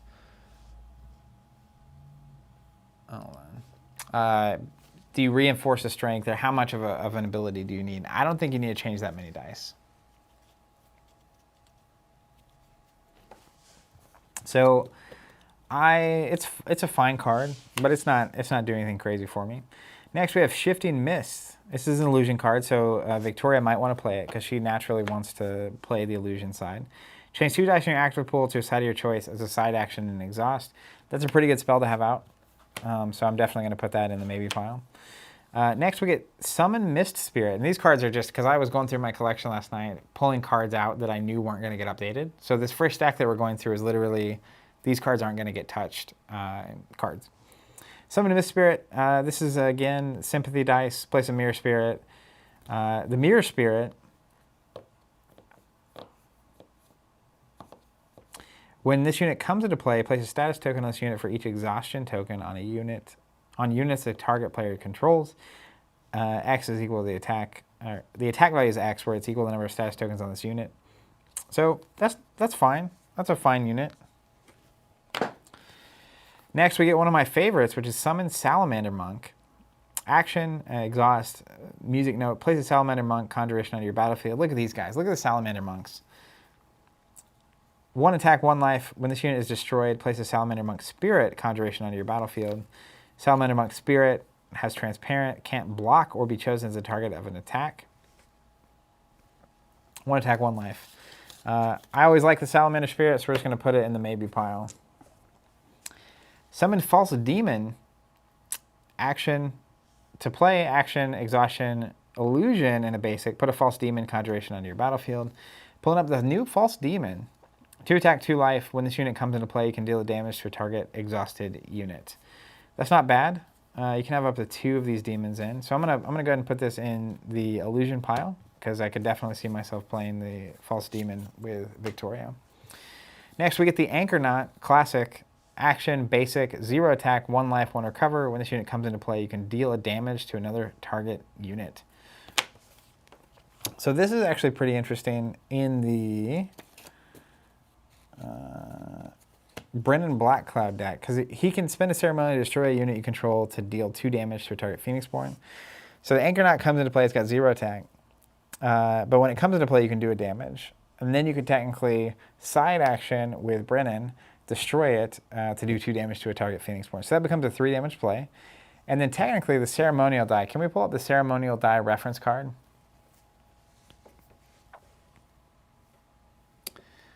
Let's see if it works. Because I want to make sure I know how this reads. So you can side action, spend a go, search your discard pile for an ally and place it into your hand. Deal damage to your deal 1 damage to your Phoenixborn. Okay, so it used to be you deal damage equal to the attack. So this was particularly good in ceremonial decks. But now it's still just pretty good. I'm going to put that in my Brennan stack. Let's see, chat saying, where'd it go? John saying Salamanders might be good in Brennan. Yeah, because he sacrifices and you still have a unit. So Brennan being, he can do that once a turn. So it's definitely not bad, because you can like use your Salamander Monk, destroy it, pop out a Monk Spirit. Particularly, you can play the Salamander Monk, attack with it. If your opponent doesn't block and deal with it, then you can side action to destroy it to do your whole thing. So I agree. I'm going to put that in the maybe Brennan pile. All right, can't play that card.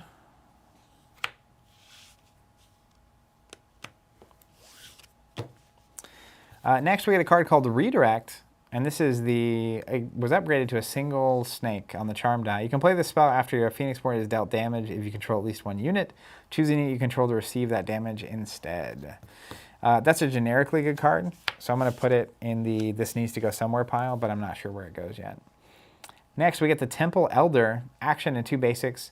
Resourceful 1, when this unit comes into play, place a status token on this unit. At the beginning of the player phase, place a status token on this unit. Wisdom, side action, and sympathy. Remove a status token from this unit if you do draw a card. Particularly good. There was someone I thought I was reading earlier that I thought would be good if they had a lot of cards.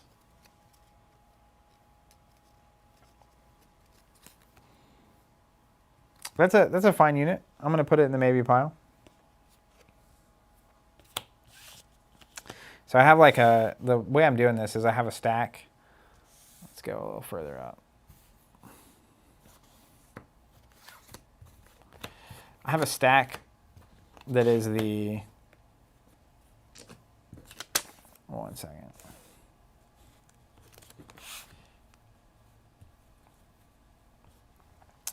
There it is. That's the like super good. This needs to go in a deck. And then I have a stack that's like one layer down. So I'm going to keep doing that as we go through.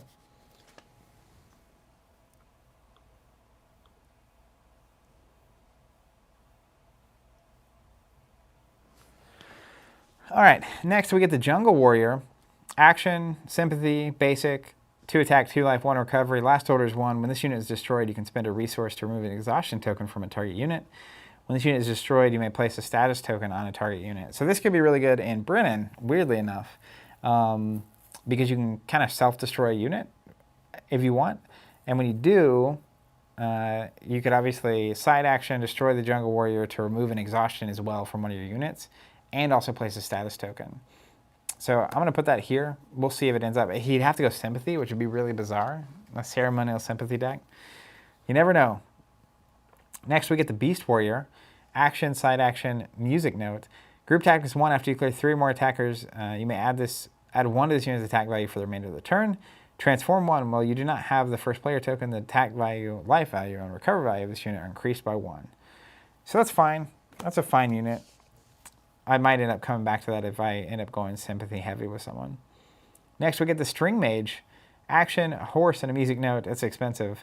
1 attack, 3 life, 2 recovery. Exchange link. Side action, move a wound or status token from a target unit onto this unit, or move a wound or status token from this unit onto a target unit.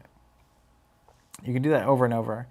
So that's, I guess it's interesting if your opponent is playing status tokens.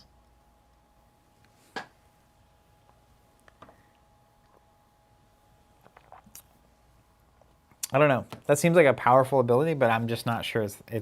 You'd have to really be using it in a specific way. Next, we have the Beast Mage. Action, 2 music notes and a basic. Terrifying 1. Cannot be blocked or guarded by units with an attack value of 1 or less. Transform 2 while you don't have the first player token. Recover value, attack, and life are all increased by 2. I'm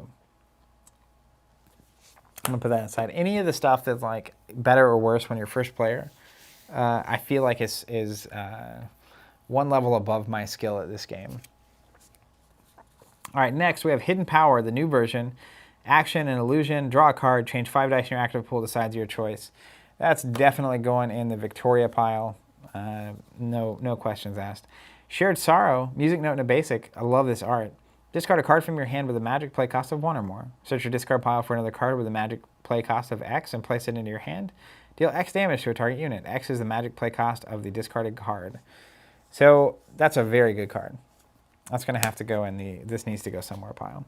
Next we have Sleight of Hand. Action, a wolf, and a basic. So you're trading 2 dice for 3 cards, but you had to spend this card. That's probably good. I'm going to put it in the Victoria pile.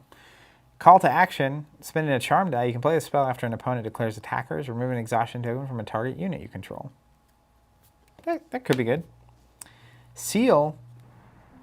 Kissed by a Rose. Seal, action, mask, and a heart. So you'd have to play illusion and charm. Choose a ready spell on a target player's spell board. Place an exhaustion token on the chosen spell and on each other copy of the chosen spell on that player's spell board. That's rough.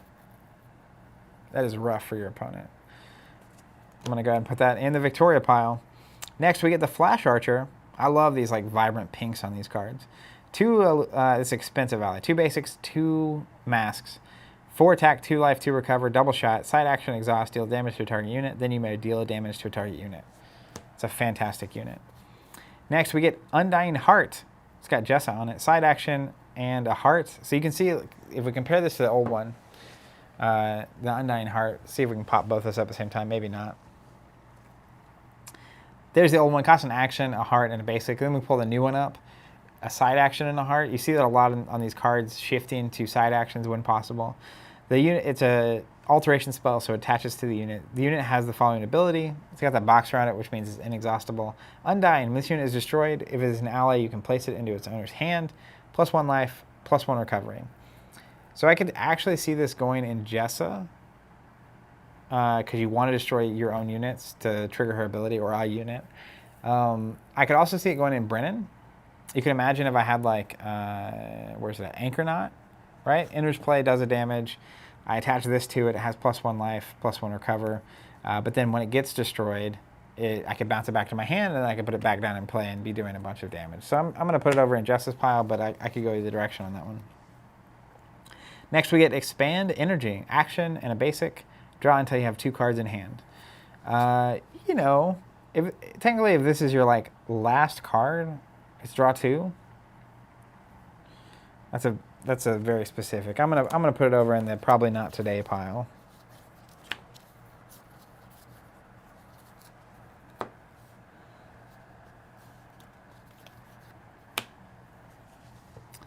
And let's look at Jesso's Fear. Did that card stay the same? Let me look. Nope, it's changing. Can you pull up Fear, Bryce? Do we have the new version of that yet?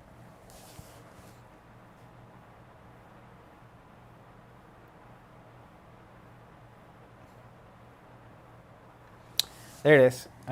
So Fear is an action and a basic. It used to not cost anything. So destroy a unit you control. If you do, remove wound tokens from your Phoenixborn equal to the destroyed unit's recover value, and discard a target unit an opponent controls. What? That's insane. Okay, so she needs to make use of that high recover value units. So then Undying Heart is more interesting because it gives them even more recover and bounces them to your hand. So I'm starting to see some theme there. All right, next we get Chant of Revenge. After an ally you control is destroyed, place a status token on the spell, max 1. Side action, exhaust, remove a status token. If you do, deal 1 damage to a target Phoenixborn. So basically for every copy of this you have out, after an ally is destroyed, you put a token on it and it can do 1 damage to a Phoenixborn. So this is, I think, definitely good for Brennan. It's ceremonial and it's contributing to the direct damage thing, and he's going to be planning on getting rid of units.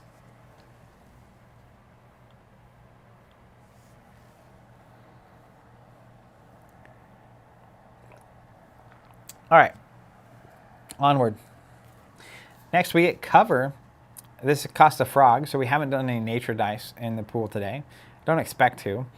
You may play a spell after you were Phoenixborn while Guardian has dealt damage. Prevent that damage from being received. Deal the damage to the target attacking unit. That's a decent card. Again, I don't think that's where we're going today. Strengthen, action, leaf, ceremonial. And that said, I could end up going something else with Brennan. I will, just we'll see what it ends up being. Side action and exhaust. Add 2 to a target unit's attack value for the remainder of the turn. Add 1 or more if it's focused 2. So you'd have to have 3 of these in play. Unlikely. Confusion Spores, an action and a charm. Target unit cannot block or guard for the remainder of the turn. Focus 1, you may spend an additional Sympathy die to take an additional side action this turn. That's an okay card. We'll put it in my decent pile. Drain Vitality, action or side action, basic. Then it's a action, exhaust, and a ceremonial. Deal damage to a target unit if you do remove a wound from a target unit. If you do a Sympathy, remove a status token from a target unit. If you do, place a status token on a target unit. That's a good card, especially if someone goes Sympathy. Then we get the Jessa Classic here. Summon Blood Puppet, action, basic, ceremonial. That's why she was always played ceremonial at first. Place a Blood Puppet Conjuration onto a target player's battlefield. Then the Blood Puppet is 0 attack, 2 life, 0 cover. Cursed 1, at the end of each round, place a wound token on your Phoenixborn. Self-inflict, side action, basic resource, deal a damage to this unit. So basically, you summon these onto your opponent's side of the battlefield. Takes up their battlefield slots. They at the end of the round, they take a damage for each blood puppet that's out. They'd have to spend 2 side actions and 2 resources to get rid of this, or an ability.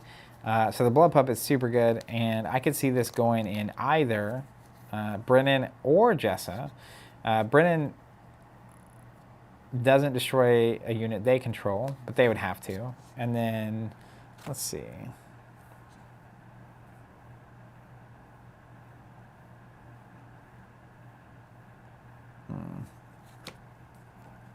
Where do you guys think the blood puppet goes?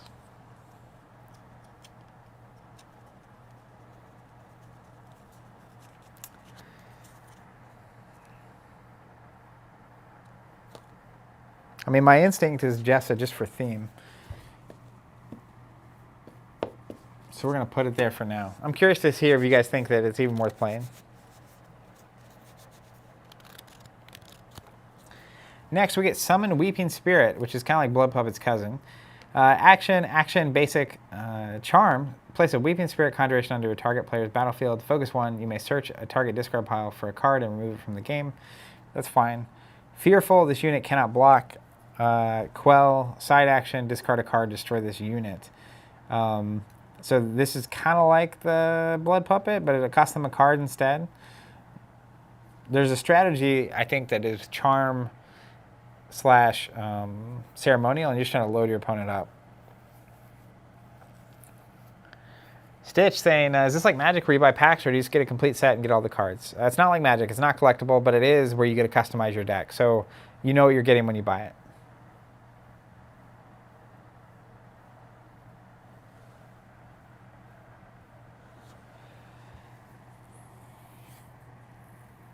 That's right. So the Blood Puppet's good with Jessa because of her ability, which is once per turn after a unit is destroyed, you can spend a resource to deal damage to their Phoenixborn. So if they get rid of the Blood Puppet, you're doing 1 to them anyway with that ability.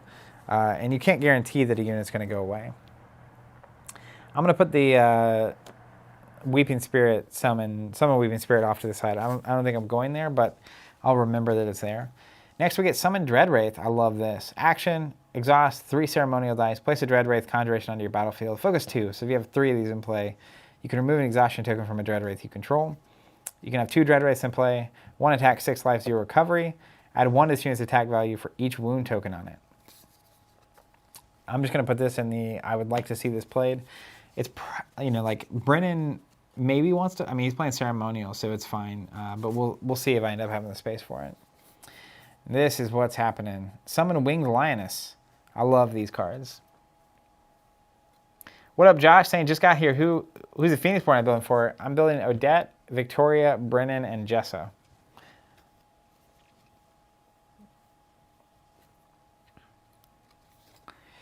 So summon Winged Lioness, exhaust basic, and an angel. Place a Winged Lioness on the battlefield. Winged Lioness can't be guarded against. 2 attack, 2 life, 1 recovery. Do we have a new version of Winged Lioness, or is this it?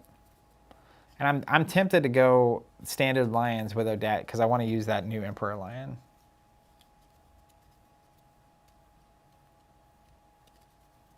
See you, David. Thanks for being here. Stitch saying the artwork's great. I've never heard of this before. I'll have to look into it. Yeah, it's fantastic. If you've ever played Magic, this is like a modern, streamlined, I think honestly, I think it's way better than Magic, but you'll be the judge of that. You can download it on TTS, or you can check it out, Ashes Reborn online. So I'm going to put the Summon Winged Lioness in the Odette stack. I want to use a lot of those new cards that we saw earlier, so that's probably where I'm going to go there. Next, we get Summon Biter. Action, side action, or action, exhaust, leaf, basic. Place a Biter conjuration onto your battlefield. So I think I'm going to avoid nature just for the stream, because I am going to go back and update my Oni deck, and I played a lot of nature already.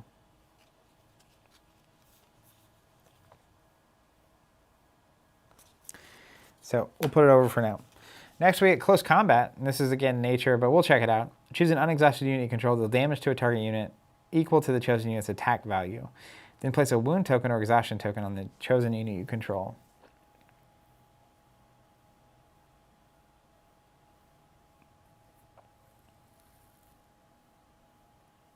So that's cool. It basically lets you do the attack without having to suffer the consequences of them like reacting back to you.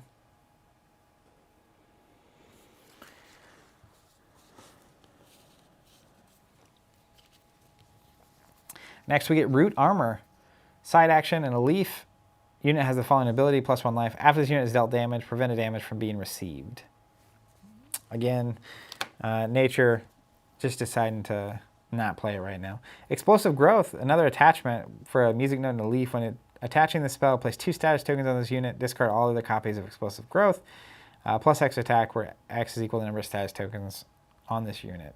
Explosive Growth is one of those cards, I'm going to put it in the maybe play it pile, because it takes a big unit and makes it big. Or like a snake. That's something I was looking at with Mayoni. Just putting it in the maybes. Ice Trap. It's a nature die, a leaf. You can play a spell after a unit with a life value of 2 or less comes into play. Destroy that unit. So, you know, I might go nature. I'm forgetting all these characters are going to have to go secondary. Probably going to have, not have to, but probably going to go secondary. I kind of like the Ice Trap in like Jessa, because they play a unit, you play this, you destroy it if it has 2 life, and you can trigger her ability. That's a lot happening all at once. We'll put it in the Jessa pile for now.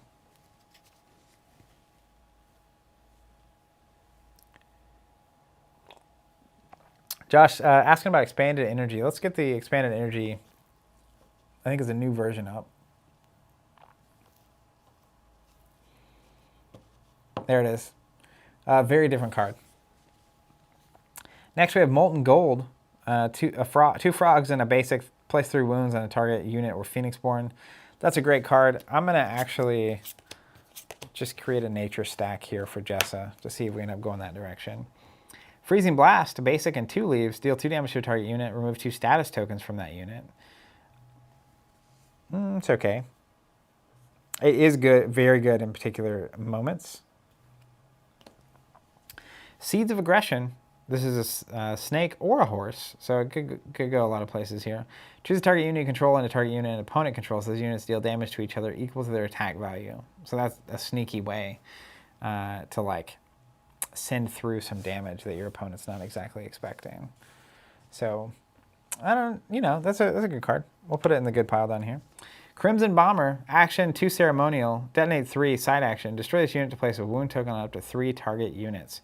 This is obviously a natural fit in Brennan. It looks like him, first off. Second, you have an ability on a card that's a side action that you can immediately destroy, which is really strong. Next, we get Final Cry. You may play this spell after a unit you control is destroyed. Deal 2 damage to a target Phoenixborn. It's got the goat on it. It's after a unit's destroyed. That goes right in the Brennan deck. No questions asked. Regress. I thought that was one of the cards getting redone. Hold on. It is. Why is it in my stack? That's terrifying. I'm going to put it over here because there's a new version somewhere.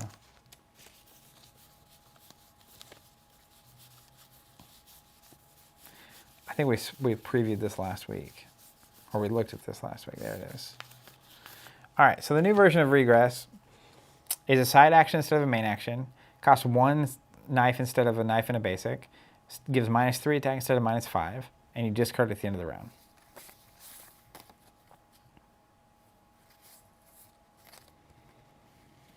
I'm gonna put it over here.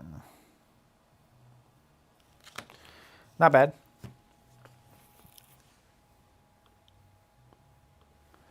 Let me just confirm something. Okay. How's everyone doing out there? We still have Crokinole players flying into the stream? That was one of the craziest things I've ever seen. We'll never forget it. It's like a small sacrifice. It's an action to play it, an action to use it, and exhaust in a ceremonial. Deal damage to a target unit on your battlefield. If you do, you may deal a damage to a target unit on an opponent's battlefield. Focus 1, which means if you have 2 copies of it out. If both targeted units are unexhausted, you can place an exhaustion token on both units instead of damage. That's a super good ability. That's going in the stack. What up, Tim? Tim, you missed it. It was crazy. Somehow, the end of like a couple YouTube videos dumped people into the stream, one of which was the Crokinole World Championship. And so people were very confused.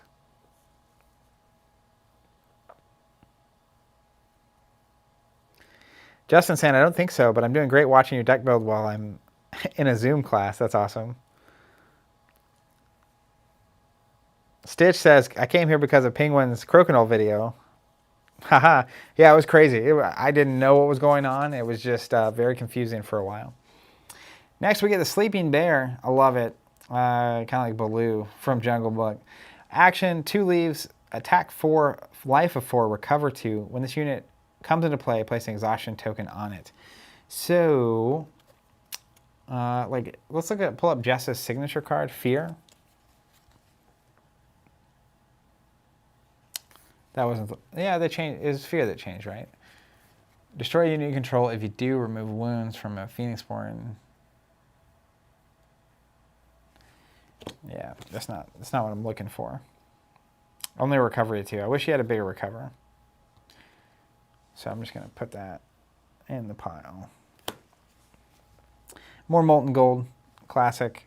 Just put it there in case I need it in multiple decks. Frozen Crown. Did this one get changed? It doesn't look like it would need changed. That's the Frostback Bear. Where's the you have the Frozen Crown? There it is. Leaf and 2 basics for +3 attack. That's fine. The alteration spells, I always hesitated to invest more in a single unit because there were so many ways for opponents to just deal with it. Enlightenment. I love this card. That art's fantastic. Action, Angel Wings, and a basic. Remove an exhaustion token from a target card. So that's really good. I'm going to put that in the Odette stack because it's divine. I feel like she's going to have a big unit that I just keep swinging with. Maybe, I'm going to put the bear over there. Because the Sleeping Bear is a pretty high attack unit, comes in with an exhaustion, and she has ways to remove exhaustion tokens. So that's the kind of unit that I think she's looking for. Change Psyche, action, a heart, and a basic. Remove an exhaustion token from a target unit or place an exhaustion token on a target unit. Again, we're just going to put that in the stack. She might end up being Divine Charm before this is all over. Next, we get the Sleeping Widows, or Summon Sleeping Widows. 2 ceremonial dice. Play a spell after a unit you control is destroyed. Place 2 Sleeping Widow conjurations onto your battlefield. Sleeping Widow, of course, is 2 attack, 1 life, 0 recover. That's pretty good in the Brennan deck. His stacks get nice and full here. Next, we get Shadow Strike. This upgraded in a weird way. The old one was a mask and a basic. The new one is just a wolf, single die, but harder to get die. You can play the spell after an opponent declares attackers. Deal 3 damage to a target unit that opponent controls that is not attacking. That's pretty good. That's a good way to destroy units. I'm going to put it in the maybe Victoria pile just because she's already playing that magic type. But I feel like that goes really good in a lot of places. Now this is something I would like to see played. So I might end up doing nature after all. And it might end up being Odette for obvious reasons in a second. Let's look at the Summon Iron Rhino. It's a basic and a leaf. Action, exhaust 6 basics to place an Iron Rhino conjuration on your battlefield. Focus 1, reduce it by 1. Focus 2, reduce it by 2. The Iron Rhino, looks like the updated Iron Rhino. 7 attack, 4 life. Gigantic 1, can't be blocked or guarded by units with a life value of 1 or less. Overkill 2, after it destroys a unit, deal 2 damage to a opponent's target Phoenixborn. So if we're looking for a big bad unit to use several times, that's one of them. Next we get Strange Copy. You can use a wolf or a horse. You may play the spell after an opponent declares attackers. Choose a unit you control to become a copy of a target unit for the remainder of the turn, while a copy replaces its title, printed abilities, and printed attack, life, and recovery values. That's crazy. So you can basically turn one of your units into a copy of any of their units. That's got to go in the Victoria pile. She's not going to play anything super scary, but she could turn something not so scary into something terrifying. Next is Resummon.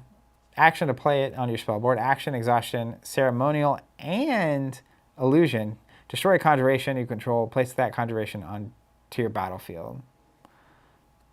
I'm going to put that in the Brennan pile. I haven't committed a second magic type for him, but destroying a unit, again, that's kind of what he's going to be triggering off of. Then you're going to put it back into play. So this is particularly good for anything that has a come into play effect. or if someone like exhausts down your unit. Oh, that makes sense, Grant. Saying you can copy an Iron Rhino. Interesting. We might come back around to that. Next, we get Enchanted Violinist, classic ally, action and a charm. Song of Sorrow, side action, exhaust it, deal damage to target unit and opponent controls. If it destroys that unit, after it is destroyed, the target opponent must discard a card off the top of the draw pile. So this is charm. Did I have charm anywhere? Is anyone looking for charm? This is just, it's down here in the like generically good pile where it's going to go. We also got the Hammer Knight. It costs a leaf and a goat, so you have to be playing those two magic types to make use of this. But he's really good. 3 attack, 4 life, 2 recover. Aftershock 1, after the unit destroys a unit an opponent controls by attacking, deal damage to a target unit. You don't place exhaustion tokens as a result of countering. That's just going to go in the solid pile. Then we get the Summon Butterfly Monk. Action to play it, action, exhaust, and a frog. Place a Butterfly Monk onto your battlefield. Butterfly Monk itself has unit guard, which is good. Mend 1, when it's destroyed, you can remove a wound from a target unit or Phoenixborn. That's a really good unit. It requires a frog, so it's going to go into the maybe stack, but that's really strong.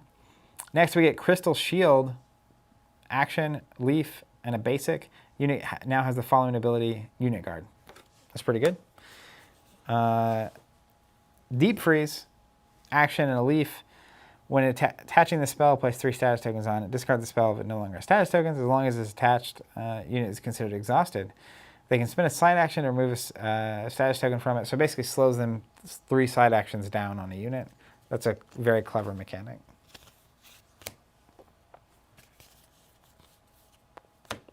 Massive Growth. It's a leaf and a basic and an action. +4 attack, +4 life. Can only be attached to a unit with an attack value of 2 or less. Otherwise, I would consider it in the Odette Ready Everything pile. Next, we get Holy Relics. I love this art. Action and 2 angels for +2 attack, +2 life. That definitely can go in the Odette pile. Again, if I have unexhaust abilities, then having scarier units is going to behoove me. Mist Typhoon, illusion, and a nature. Deal damage to all opponent's units. You can draw a card. That's at least got to go in the maybe stack. We'll see where that ends up. Summon Blood Puppet again. We've seen that. Summon Dreadwraith. We've seen that. Summon Ice Golem. Action basic, 2 leaves and a basic. Or action exhaust, 2 leaves and a basic. Place an Ice Golem Conjuration on your battlefield. If it's focused twice, which means you have 3 copies of it in play, you can remove a wound from all Ice Golems you control. Ice Golem, 3 attack, 2 life, 0 recover. Add 2 to this unit's life value if it has 1 or more alteration spells attached to it. So that's really a unit you want to like stack up. None of my characters are really doing that. Next, we get the Summon Frostback Bear, which is interesting to me because we have a new version of that bear, but we'll look at that in a second. Action, exhaust, leaf, and a basic. Place a Frostback Bear Conjuration onto your battlefield. Let's look at the Frostback Bear. Terrifying 1, cannot be blocked or guarded by units with an attack value of 1 or less. Attack 2, value, life 3. Pretty simple, nothing crazy. That's a fine unit. Parker saying, do you love your new office? Honestly, at this point, I don't know. We just got in yesterday. It was crazy, a long day. Got everything set up. My office is still, my literal office is still a mess in there. So give it a week or 2 and I'll tell you how I feel about it. Next, we get the Blood Shaman. Action, ceremonial. When this unit is destroyed as a result of a spell, ability, or dice power you control, you may remove a wound token from your Phoenixborn and then raise 1 die in your active pool 1 level. That's built for Brennan. He can literally side action, destroy this unit. He deals 2 to the opponent. He heals 1 and he changes the die side. I think that's super good. Next, we get the Blood Archer. Action, goat, and a heart, and a basic.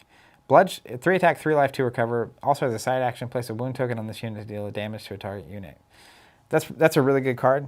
I'm going to put it here. What's going to end up happening is I have these generically good cards, and I'm going to have my core magic type for each. And then these cards are going to determine where I go with them. And then it'll be nice having so many different types here. Because last time, like I got towards the end when I decided to switch to Divine with Maoni, and I had already passed up a bunch of Divine cards. So, all right, next up we get Living Doll. Action, a heart or a music note, and a ceremonial die. 0 attack, 3 life, 1 recover. Pain Link, side action, move a wound token from this unit onto a target Phoenixborn. So you want to be able to get a damage or 2 onto this to move some damage around. It's an interesting unit. It's at least going to go in the stack. We've seen the Crimson Bomber before, so I'm just going to put him here. We also get Shatter Pulse. I love this art. Two music notes in a basic. You can play the spell after a unit you control is destroyed. Destroy a target unit. You may change 2 dice in a target player's active pool to the side of your choice. So that could be good with Brennan too. That's just generically good if I end up going Sympathy with anybody. If you lose a unit, you basically get to force them to lose a unit as well. Mass Heal, side action, remove a wound token from all units. If you have a Divine die on its class or power side in your active pool, you can instead remove 1 wound token from your Phoenixborn and all units you control. That seems like it's really good for Odette. Exhortation, side action, heart, and sympathy die. Choose 2 units you control for each. Add the other units at current attack value to its attack value for the remainder of the turn. That's a really powerful card. Bound Soul, action, ceremonial. Search your discard pile for an ally and place it into your hand. I like that, especially in Brennan. Out of the Mist, Wolf and a Frog deal X amount of damage to a target unit. You may draw a card. X is the number of units you have in play. Do I have anyone with a wide battlefield? Not really. So I'm gonna, that's gonna go away. Freezing Blast, 2 nature leaves and an action. Deal 2 damage to a target unit, remove 2 status tokens from it. We saw that earlier. Transfer, action, heart, basic, move a token from a target player's non-Phoenixborn card onto another non-Phoenixborn card that player controls. That includes an exhaustion token. So that's another way for someone like Odette to ready. So we're gonna put that in the mediumly good pile. Call Upon the Realms, change 3 dice in your active pool to a side of your choice as an action. So normally you can meditate, you can discard a number of cards from hand, top of deck, or in play to change dice sides. So it's a 1 card for 3 of those. That's pretty good. Just generically good. Open Memories. I love the art on this card. I used to play this a lot too. Action, basic, and a heart. You can search your draw pile for a card and place it into your hand. If you do, shuffle your draw pile. So this is actually a clever card to include in your first 5 because it basically lets it become, for the 2 resources, any card in your deck, which is super versatile. But I think when you get really good at this game, and correct me if I'm wrong, people that played this game a lot, I feel like once you really know what's going on, spending 2 of your first 10 resources to have options is probably not ideal. Next, we get Heal, side action, Angel. Remove all wound tokens from a target unit or 2 wound tokens from a target Phoenixborn. That seems fine. Gonna put that in the Odette pile. Next, we get Dispel, action, basic. Remove 2 status tokens from a target card or choose a target alteration spell. If that alteration spell is a conjured alteration spell, return it to its owner's conjuration pile. Otherwise, shuffle it into its owner's draw pile. It's a lot going on. Ultimately, not for these decks. Next, we get the old Kylo Mind Probe. Action and a charm. Choose a target opponent to reveal the top 5 cards of the draw pile. Choose one of those revealed cards or remove it from the game. Return the rest of the revealed cards to the top of their opponent's draw pile in the order of your choice. So really, this is giving you knowledge and removing something you don't want to see from the game, which is not bad. It's a good enough card to put in the maybe pile, but ultimately, I'm curious, like, once they know what's on their deck, I guess you get to pick the order, but like, if it's 4 cards they don't want, they can meditate them away.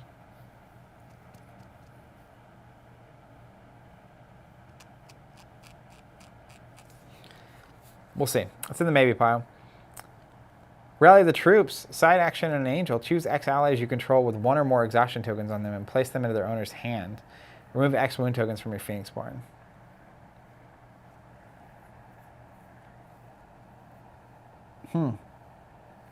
That's a bunch of undead there on the art. I assume that's good in a very particular kind of deck. It's not fitting with Odette, who's my current Divine Phoenixborn in this pool.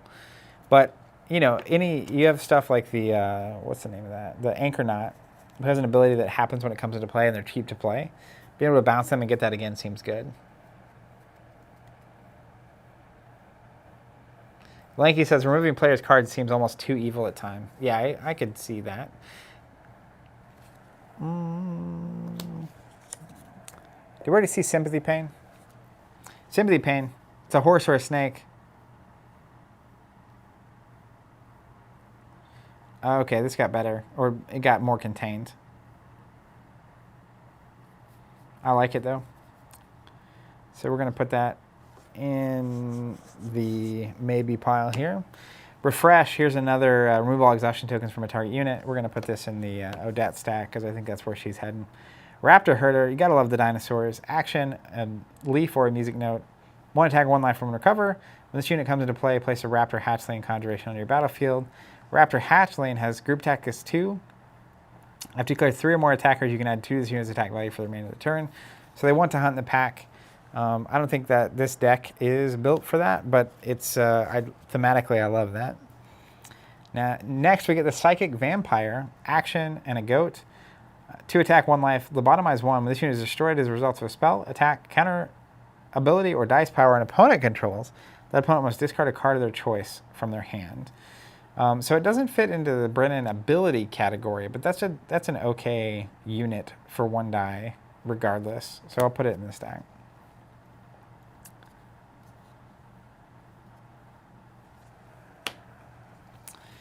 Next, we get the Rising Horde. Action, 2 knives. Raise Fallen. When this unit is destroyed, place 2 Fallen Conjurations onto your battlefield. 1 attack, 1 life, 1 recover. This could work in Brennan because you want to destroy your own unit. Do we have the Fallen? Did they get updated?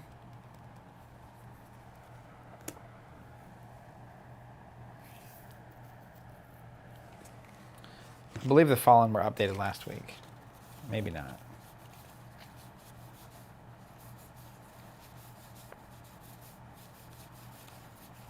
I'm not seeing it in my stack.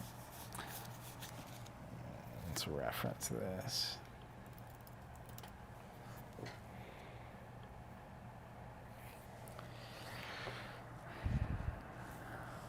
So the Fallen are staying the same.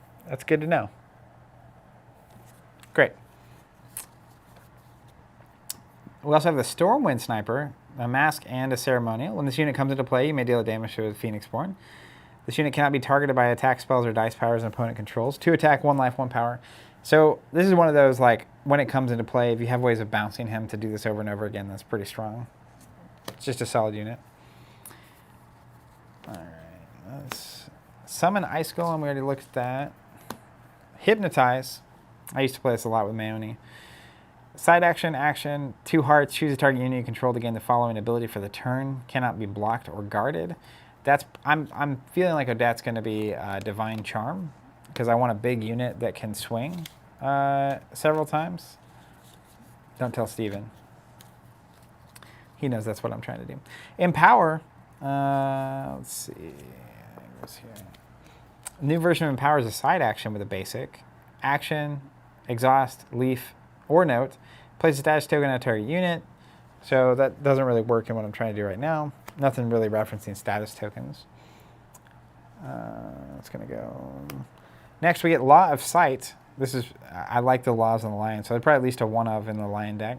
Side action, angel, and a basic. When this spell comes into play, you can draw up to 2 cards. No player may play reaction spells. So this is in for a round, and they can't play reaction spells. I like it. Next, we get Blood Transfer. It's a side action, exhaust, ceremonial, and a heart. Deal 2 damage to a target unit you control. If you do, you may remove 2 wound tokens from another unit you control, or remove a wound token from your Phoenixborn. So that's really good with the what was the name of that unit? Let me find it. It's not the Blood Puppet. It's the something Pain.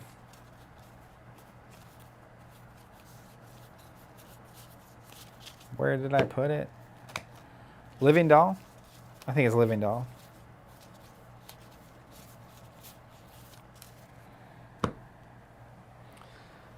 That's it.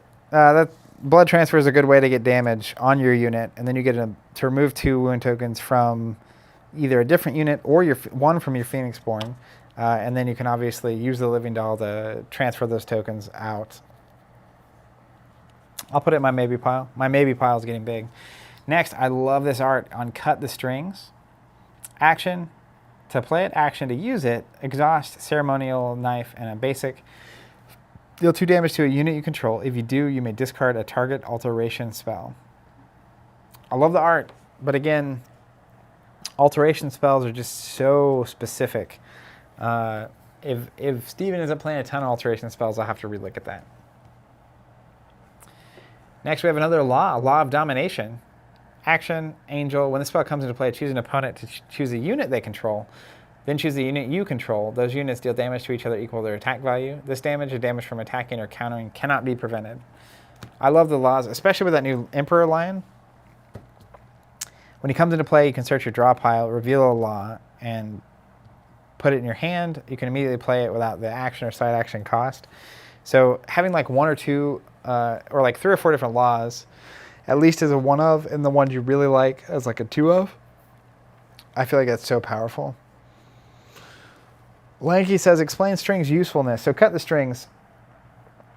Something like Living Doll, you want to get damage on your own unit without it going away. So that damage is, you can basically mitigate. And then it also gets rid of a alteration spell. So a lot of times, like I think Fade Away is a really painful alteration spell. Let's see if I get the name of that right. I think it's called Fade Away. Michael Jordan style.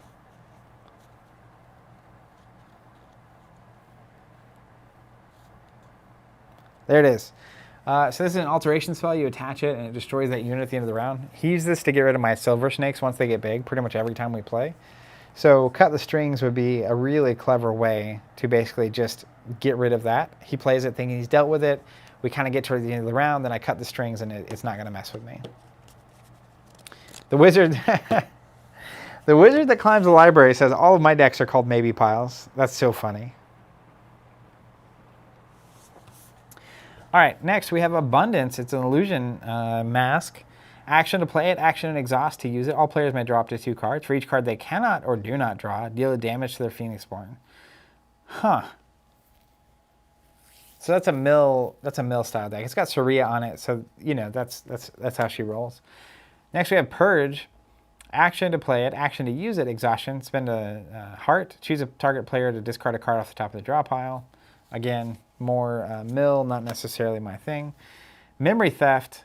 Love this. You have that young Victoria in the art, which is cool. Action and exhaustion and a heart to use it. Look at a target player's hand. That player may discard 1 card of your choice. That player may discard 1 card of your choice from that hand. If they do or cannot, place a wound token on their Phoenixborn. So you look at their hand, choose a card, they either discard it or they take a damage. Not bad. Knowledge is good. Resonance. Ready spell, spell board, action, 2 music notes and a basic. When this spell comes into play, select 2 dice in your exhausted pool and place them into your active pool on a side of your choice. When you play the spell, place it face up under a ready spell on your spell board. When this card is on your spell board, all the cards in its spell board slot are focused 1 additional time. So I'm surprised this card actually stuck around. Let me make sure it did. Some of my piles got mixed around. Yeah, it's staying officially.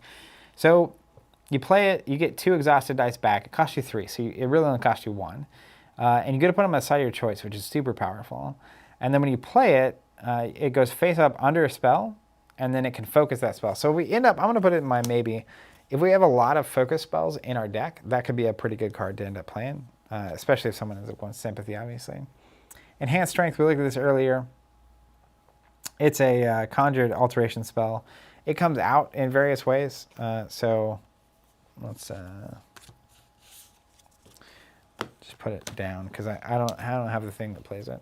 Then we get Changing Winds. Action, Sympathy, a basic. When the spell comes into play, you can draw 2 cards. If you do, choose 2 cards in your hand and place each one on the top or bottom of your draw pile. Also, side action, exhaust, draw a card, change a die in your active pool to the side of your choice. Very powerful. Gonna go in the stack. All right, so now with everything we've just seen, we got to start building some stuff. So all the cards I just ran through, either we've already seen previewed or they're staying in the game as they are. And then we have all the cards that we previewed earlier that just got previewed today, and we have the card previews from last week, And let me move some stuff around so I can clear the way.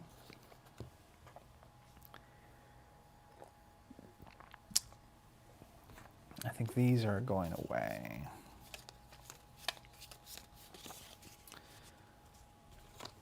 Let me reference this.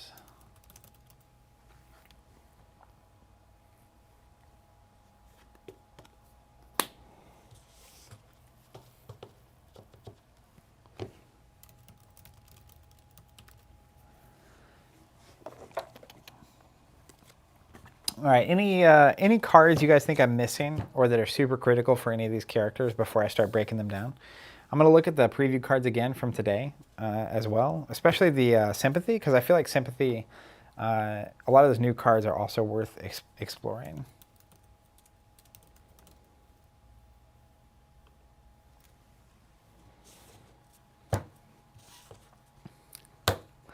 Just so you guys are aware, this is the stack of cards that are going away. And it doesn't include all the cards that have been updated that are in these stacks. So a lot of people asking on that upgrade kit why shipping was so expensive is because that upgrade kit's going to be heavy. It's going to be a ton of cards. Then the shipping will come down as stuff comes out. So the first thing is the upgrade kit. The other one's the deluxe after that, the Breaker of Fate. And then after that, we're going to go the typical 2 expansions that are pre-built decks for 2 new Phoenixborn. So shipping should come down a decent bit on those subscriptions by the time we get there. What up, David Whitfield? Good morning.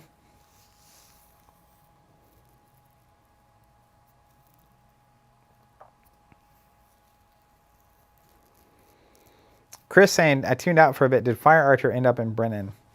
I mean, it's not in yet. I think it is in a stack, though. Black Cloud Ninja. Crimson Bomber.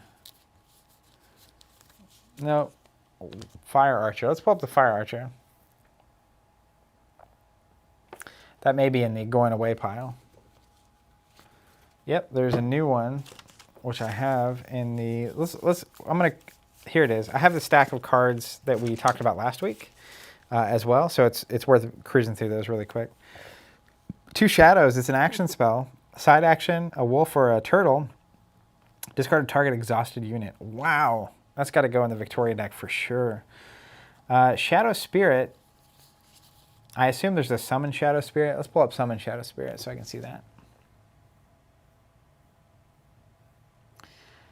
Basic action, a wolf, place a Shadow Spirit Conjuration onto your battlefield. Simple enough. And then the Shadow Spirit, 2 attack, 1 life. Trickery, when this unit is declared as an attacker, lower 1 die in a target opponent's active pool at 1 level.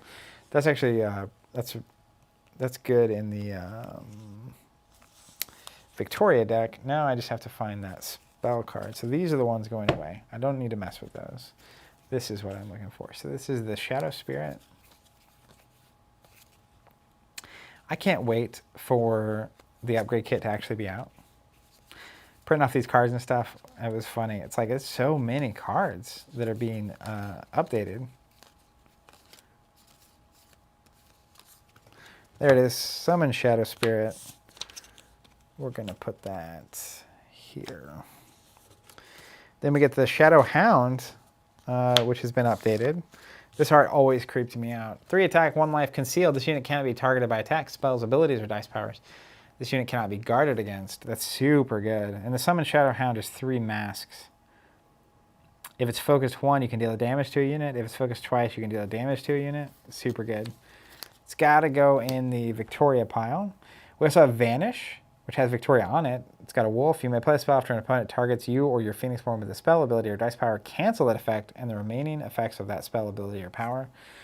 So the theme on this, I mean, it's Harley Quinn, right? It says, "Ta-da, cutie," which just reminds me of a Harley Quinn quote. We already saw the Frostback Bear today. We get the new Beast Tamer. An action and 2 hearts to play it. While this unit is in battle, the attack value of units in battle with it are reduced by 1.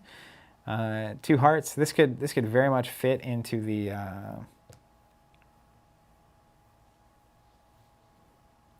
Odette deck, because there's the law that it's also -1. So you could literally make them -2 when he's in battle. Now, when he's in battle, if a bunch of attacks are happening at once, does it apply to all of them, or is it just the literally one-on-one with him?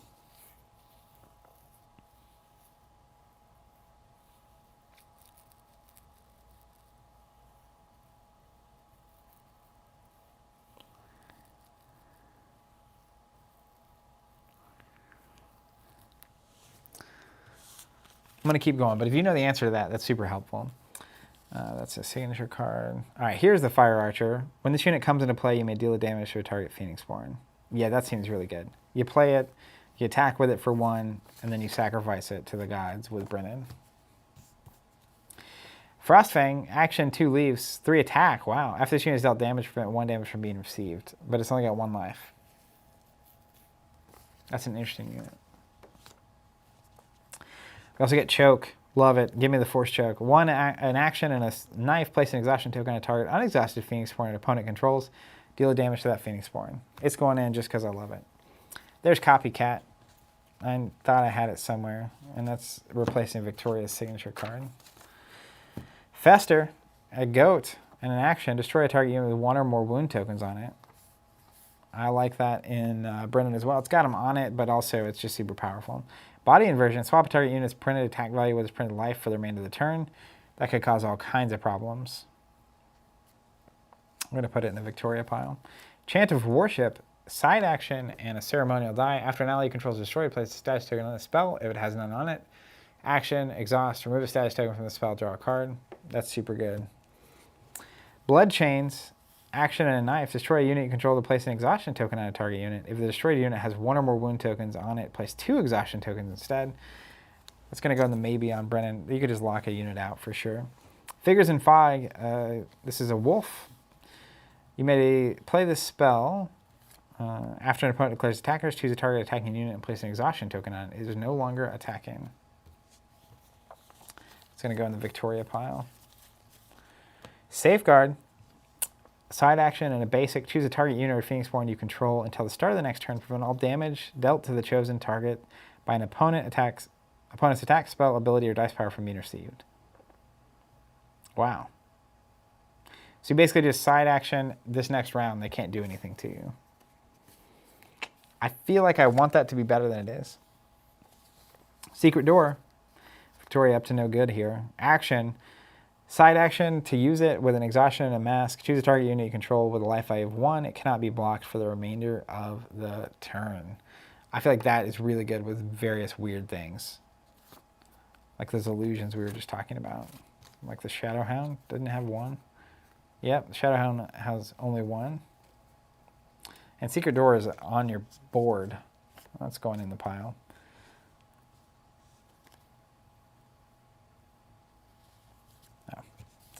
Particle Shield. Steven had this in his deck previously. It's a mask. You may play the spell after a unit you control is dealt damage. Prevent 1 damage from being received. Draw a card.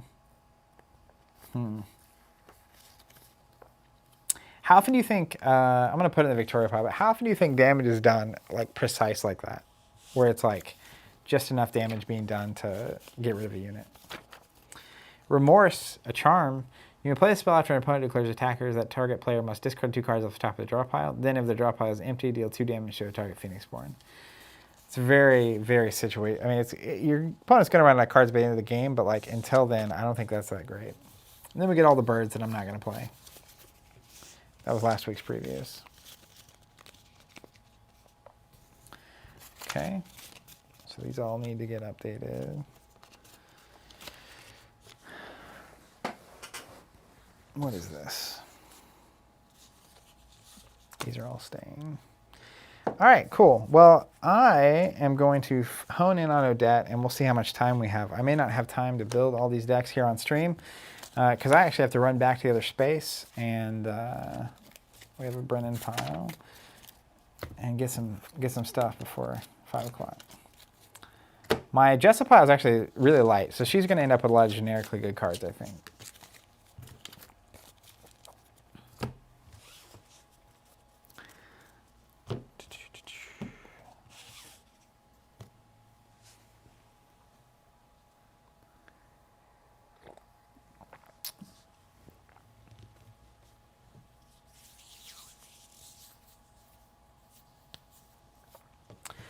All right, coming back to Odette. First thing we have to realize is that this is all about the Emperor Lion.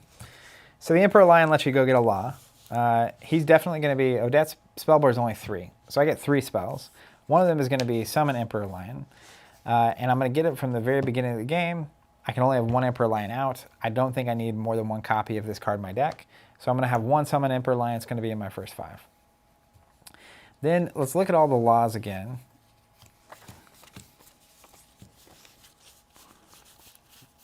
Let me just make sure. I think there's 4 of them.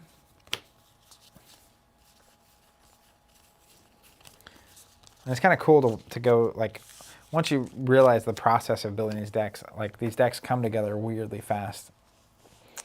So there's Law of Fear. Comes into play. You can place the exhaustion token on a target unit with attack value of 0. While in battle, the attack value of all attacking units is reduced by 1. So that's really good if we're going big, like I was talking about. Law of Assurance. Can't change dice size. That's just super good.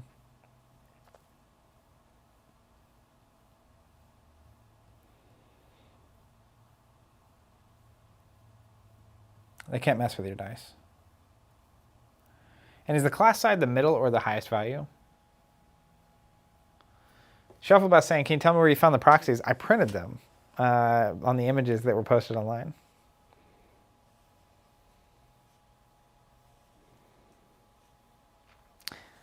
What does Noah do to a one-of spell, Chris?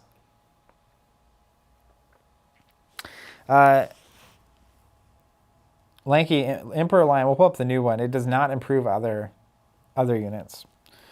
Law of Domination.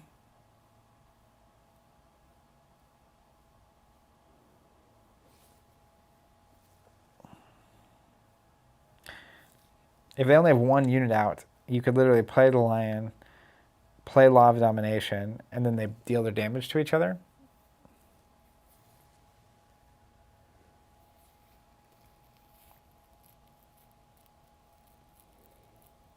He can exhaust it. Class is middle power level. Okay, cool. Law of Sight, when a spell comes into play, you can draw 2 cards. No player may play reaction spells. So that's my favorite. Drawing 2 cards, and then they can't play reaction spells.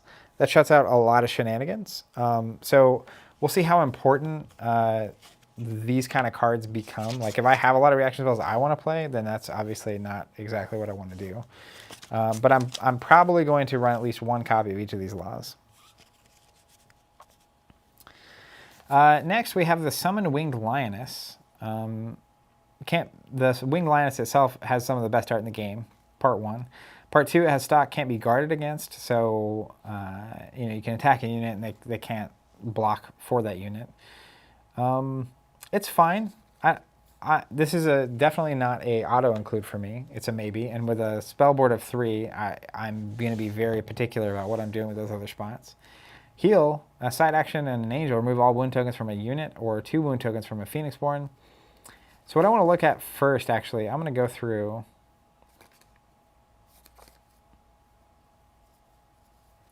And I'm going to grab all of my remove all exhaustion token cards.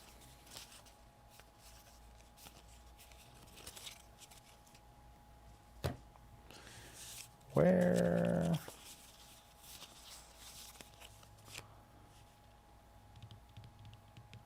Is this it?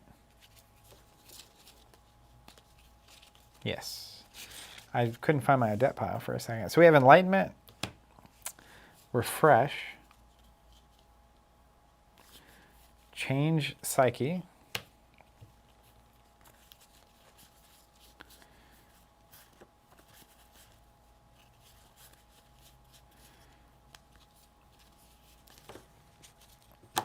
and then I think that's it.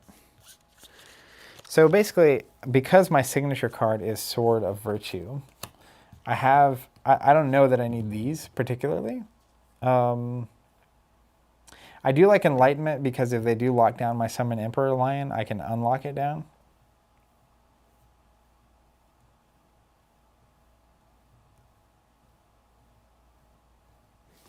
These are all good.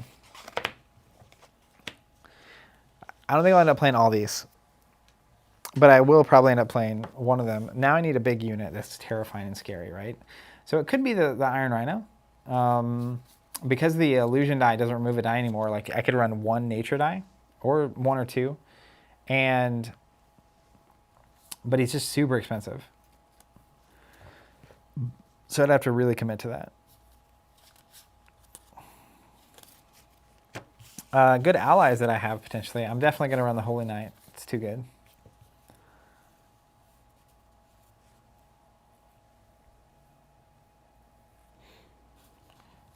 Shield Mage isn't bad.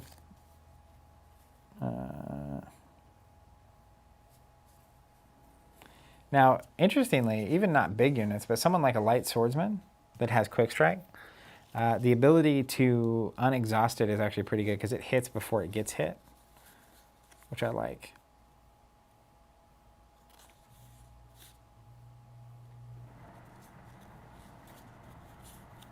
I also like Power Through here.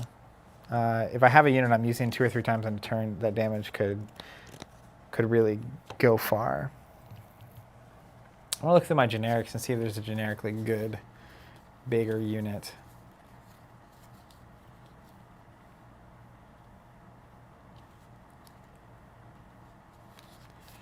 Dreadwraith isn't bad.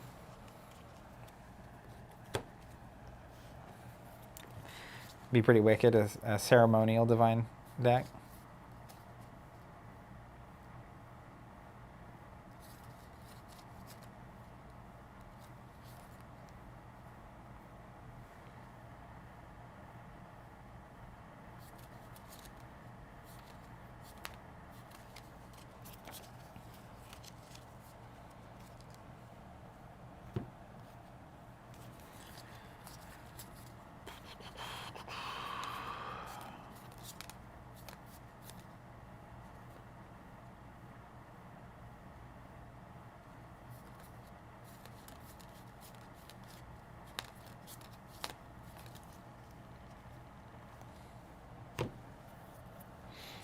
Yeah, I do like that a lot. Chris saying the new Meteor, which does 1 damage to all units.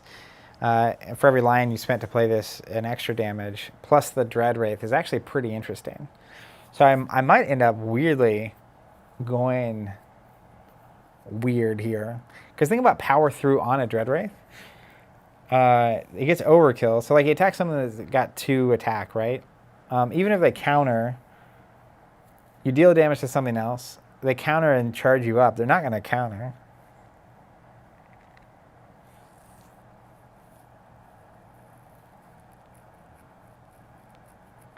Lanky says Wraith doesn't fly with angels unless he's a Ghost Rider. I mean, he could be a Ghost Rider. That's the idea here.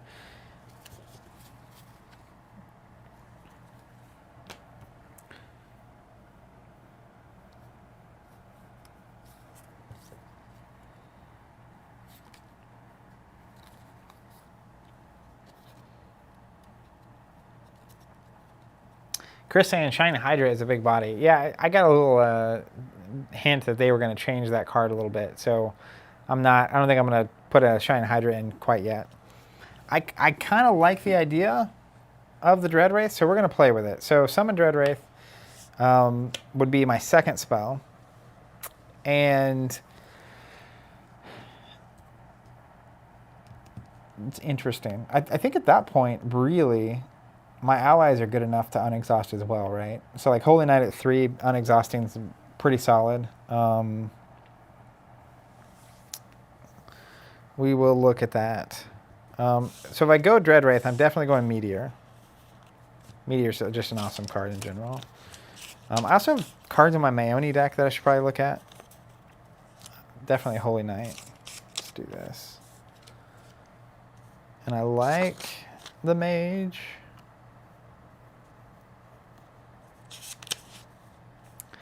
The Shield Mage seems good.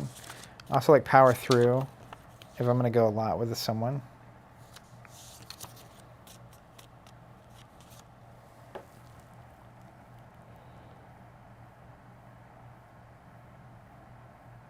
Yeah, Odette can target her own Dreadwraith, so that's really interesting too. So I could like play the Dreadwraith, they go. Then I could target my own Dreadwraith with my ability, do 2 to it, deal damage to the Phoenixborn equal to target unit's attack value. So the question is, would the attack value be 3 at that point, or would it still be 1? Because if it's only 1, that's a good deal.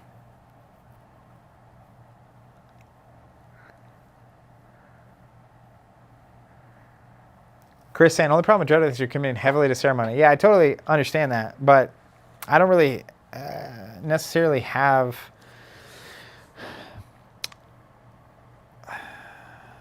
a second magic type here yet. So if I go the Dreadwraith path, that's its own thing. But I would to get a big unit, I think I have to go with another type no matter what I do.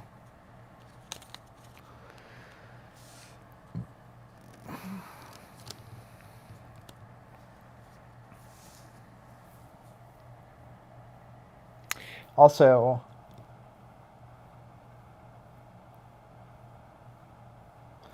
if I have Dreadwraith out, Law of Domination gets awesome. Because, you know, the Dreadwraith can deal its damage, but it wants to take some damage without going away, so I can kind of pick and choose.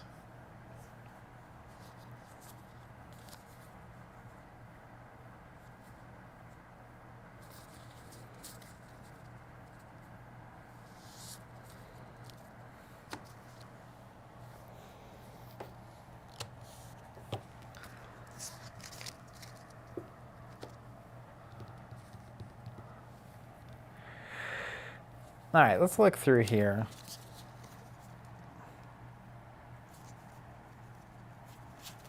For ceremonial cards that might make this work.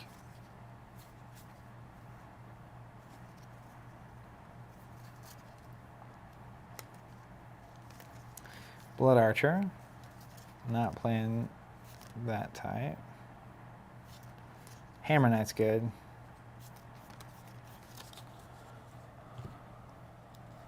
I'll have to look through Brennan's stack because that's where I put most of my ceremonial stuff.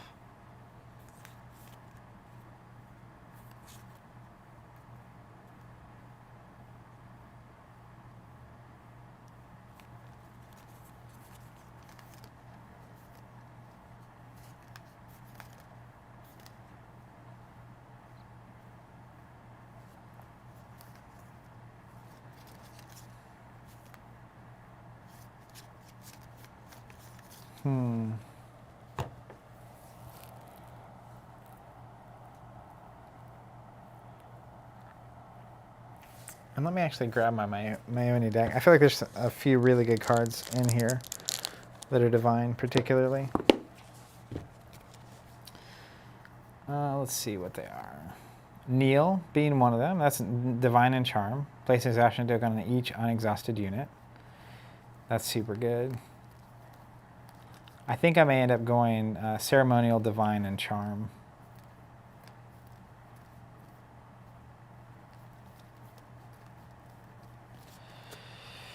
So let's look at the spread. The Lion's going to cost me 2 angels and a basic. The Dreadwraith is 3 ceremonial. So I at least need 3 ceremonial and 3 divine. And then if I had, let's say, 2 charm,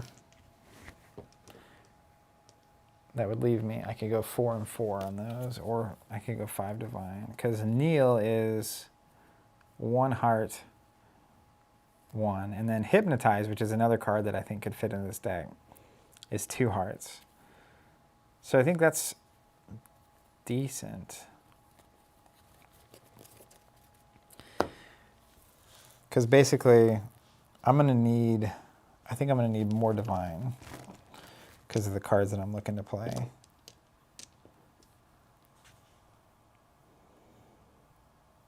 Also, these 2 ready cards cost a heart as well. So I basically have the turn where I'm looking to... I can't hypnotize and use those refreshers, though. I could use these on my hypnotize turn.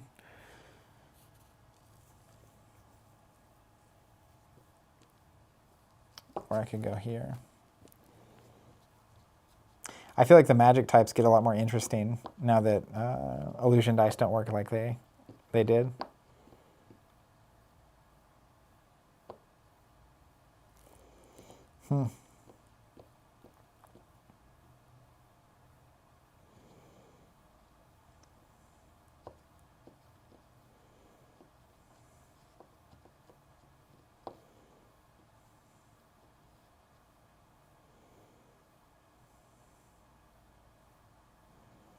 Okay, we're close. So check this out.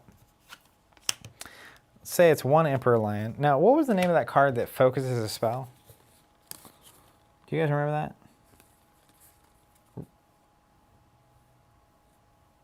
Resonance. Not going to work.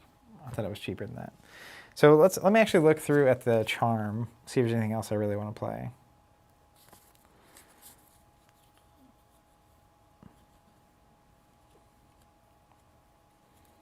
Redirect's not bad.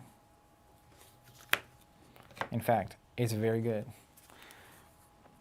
Especially if I have a Dread Wraith out.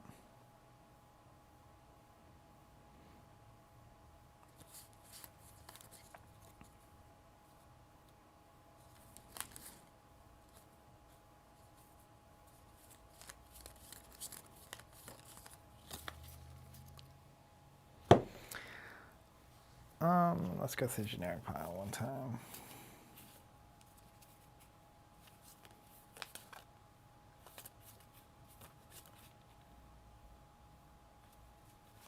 So some of these allies get, where is it at? There's some that I can play with this spread, technically, that are usually pretty good.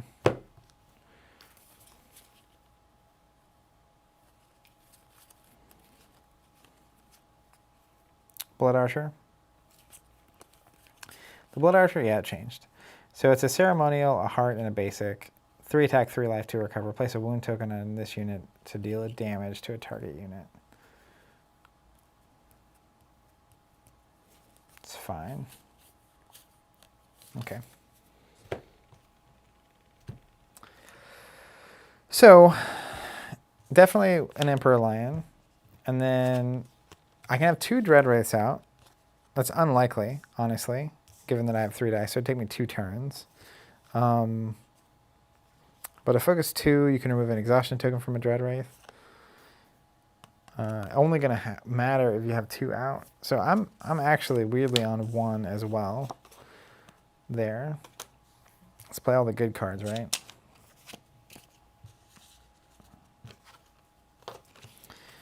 These are my Conjuration pile. And then I'm definitely playing 3 here, and I'm going to look through my other spells because I have 1 more slot on my spell board. And then I like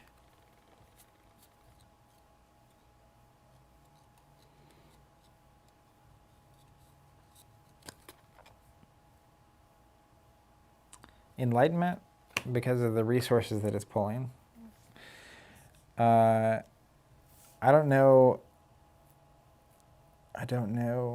I feel like 6 cards that remove an exhaustion is good enough. It's 1 in 5. Am I going to play more than 1 at a turn? Probably not.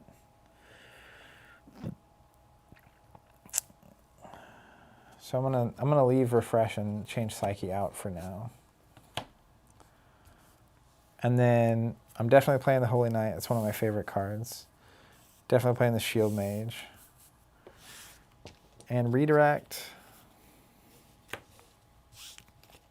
And Meteor.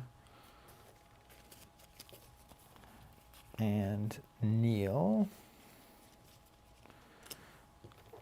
Let's go these for a Kneel. So what am I at? 1, 2, 3, 4, 5, 6, 7, 21, 22, 23. I have 7 left. Power through.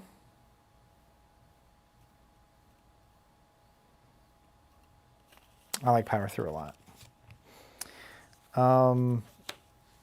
So then it's 1, 2, 3, 4, 5, 6, 7, 8, 24, 25, 26. Is that right?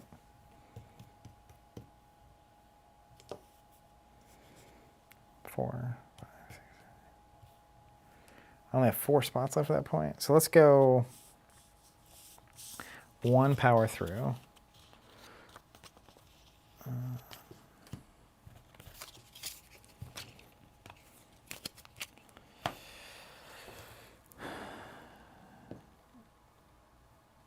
And I have 5 spots left, so let's go 1 of each law.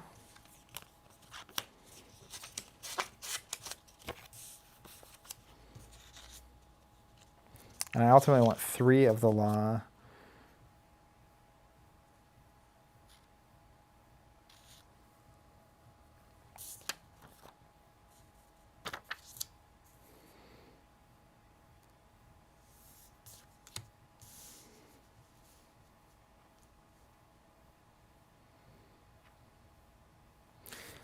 I want 3 of the Law of Domination, because I think that's the trick with the Dreadwraith particularly.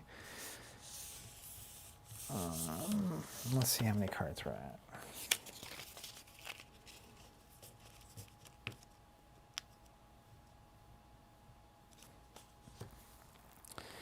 So that's technically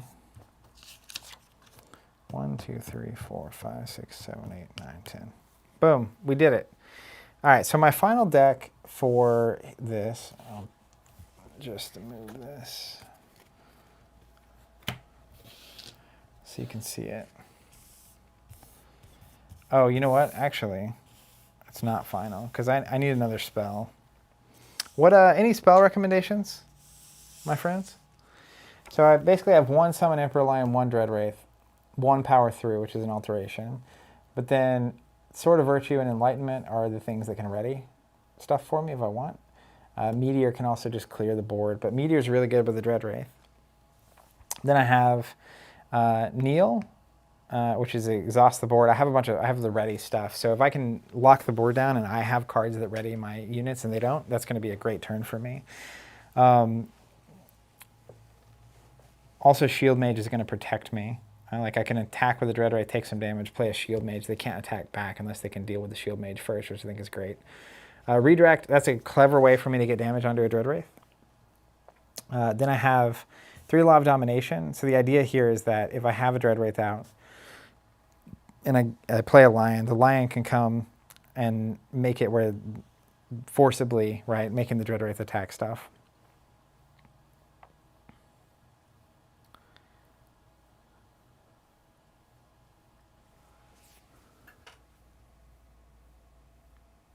Mr. Yao saying, Harvest Soul, Infatuated, and Angel's Embrace. Let me look at my spells.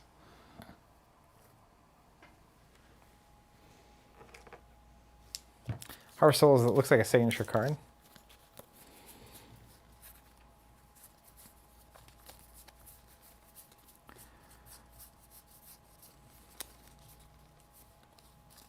Oh, I'm 1 over because if I add a spell, that's what I'll have to do. Fire Archer, that seems like a unit. Fire Archer's good though.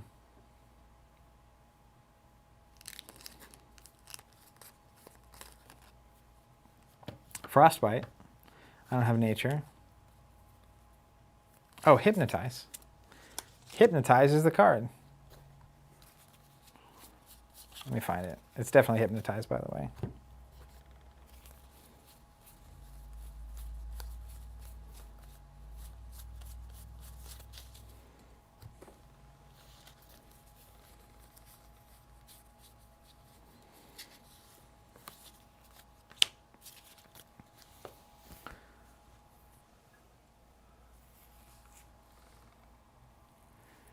People saying Chant of Revenge.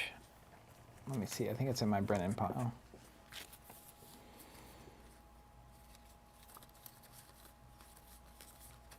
Chant of Revenge. After an ally controls destroyed, place a status token here. Remove a status token. If you do, deal damage to Phoenixborn. Yeah. That's interesting.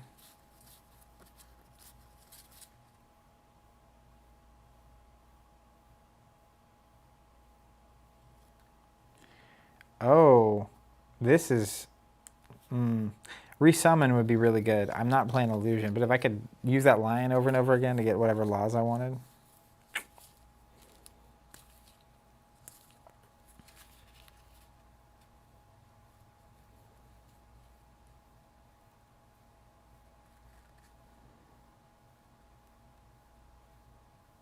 Small Sacrifice isn't bad either.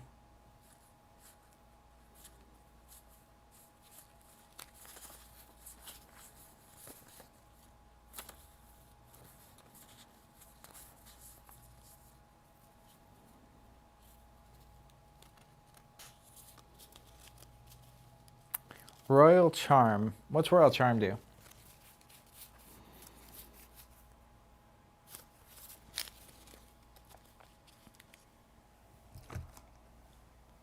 I just spent a Charm or Divine Power.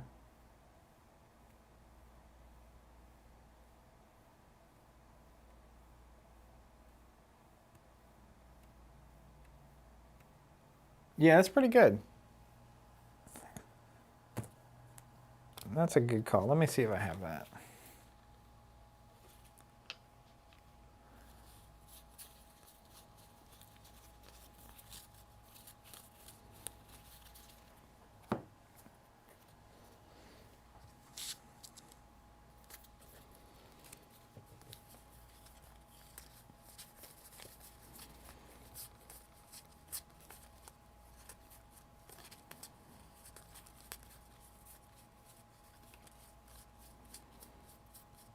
I'm looking for a Royal Charm.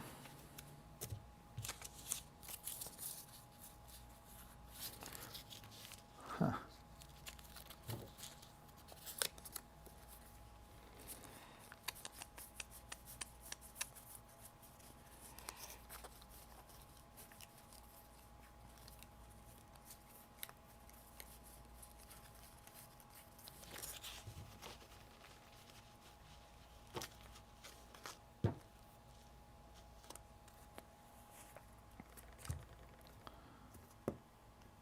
Out there.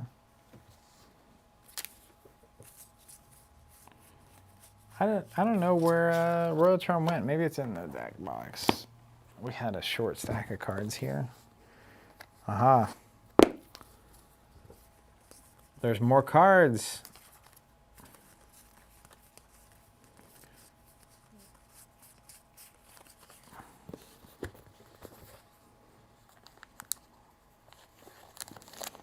I think this is nope,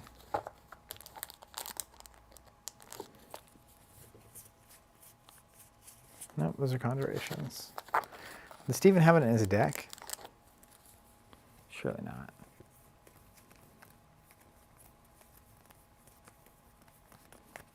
No. Interesting. Yeah, because I mean, the thing about Hypnotize is, how often am I going to have 2 hearts to do it?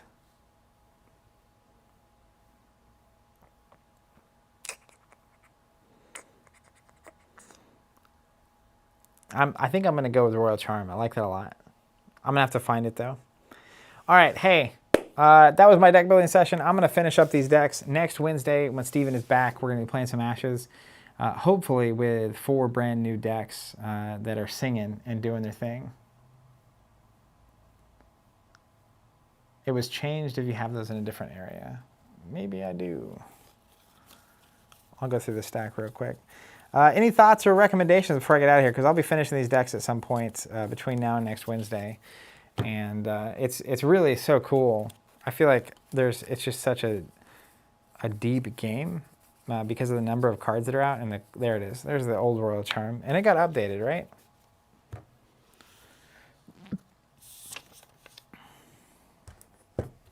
I bet you that's in this stack.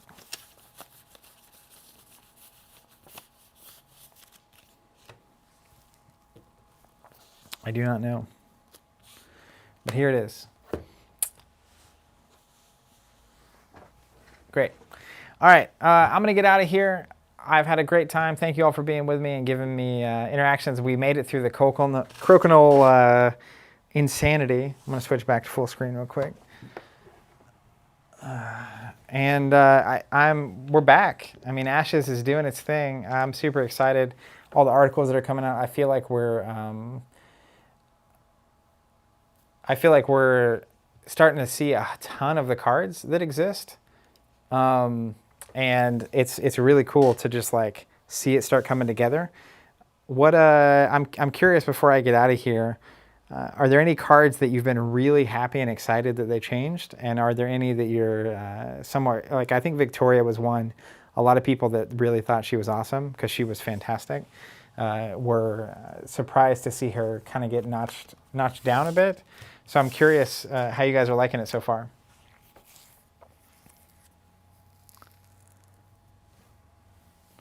Aaron, thank you.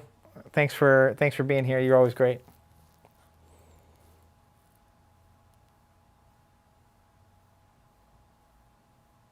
You guys are too kind. All right, well, I'm going to get out of here. Like I said, we'll be playing next week. If you are new to Ashes or if you haven't seen it, check out the everything going on. There's a lot happening. So there should be some more previews next week, and then we'll dive into some gameplay, and I'm super excited to get these decks on the table. Thanks for being with us. See you next time.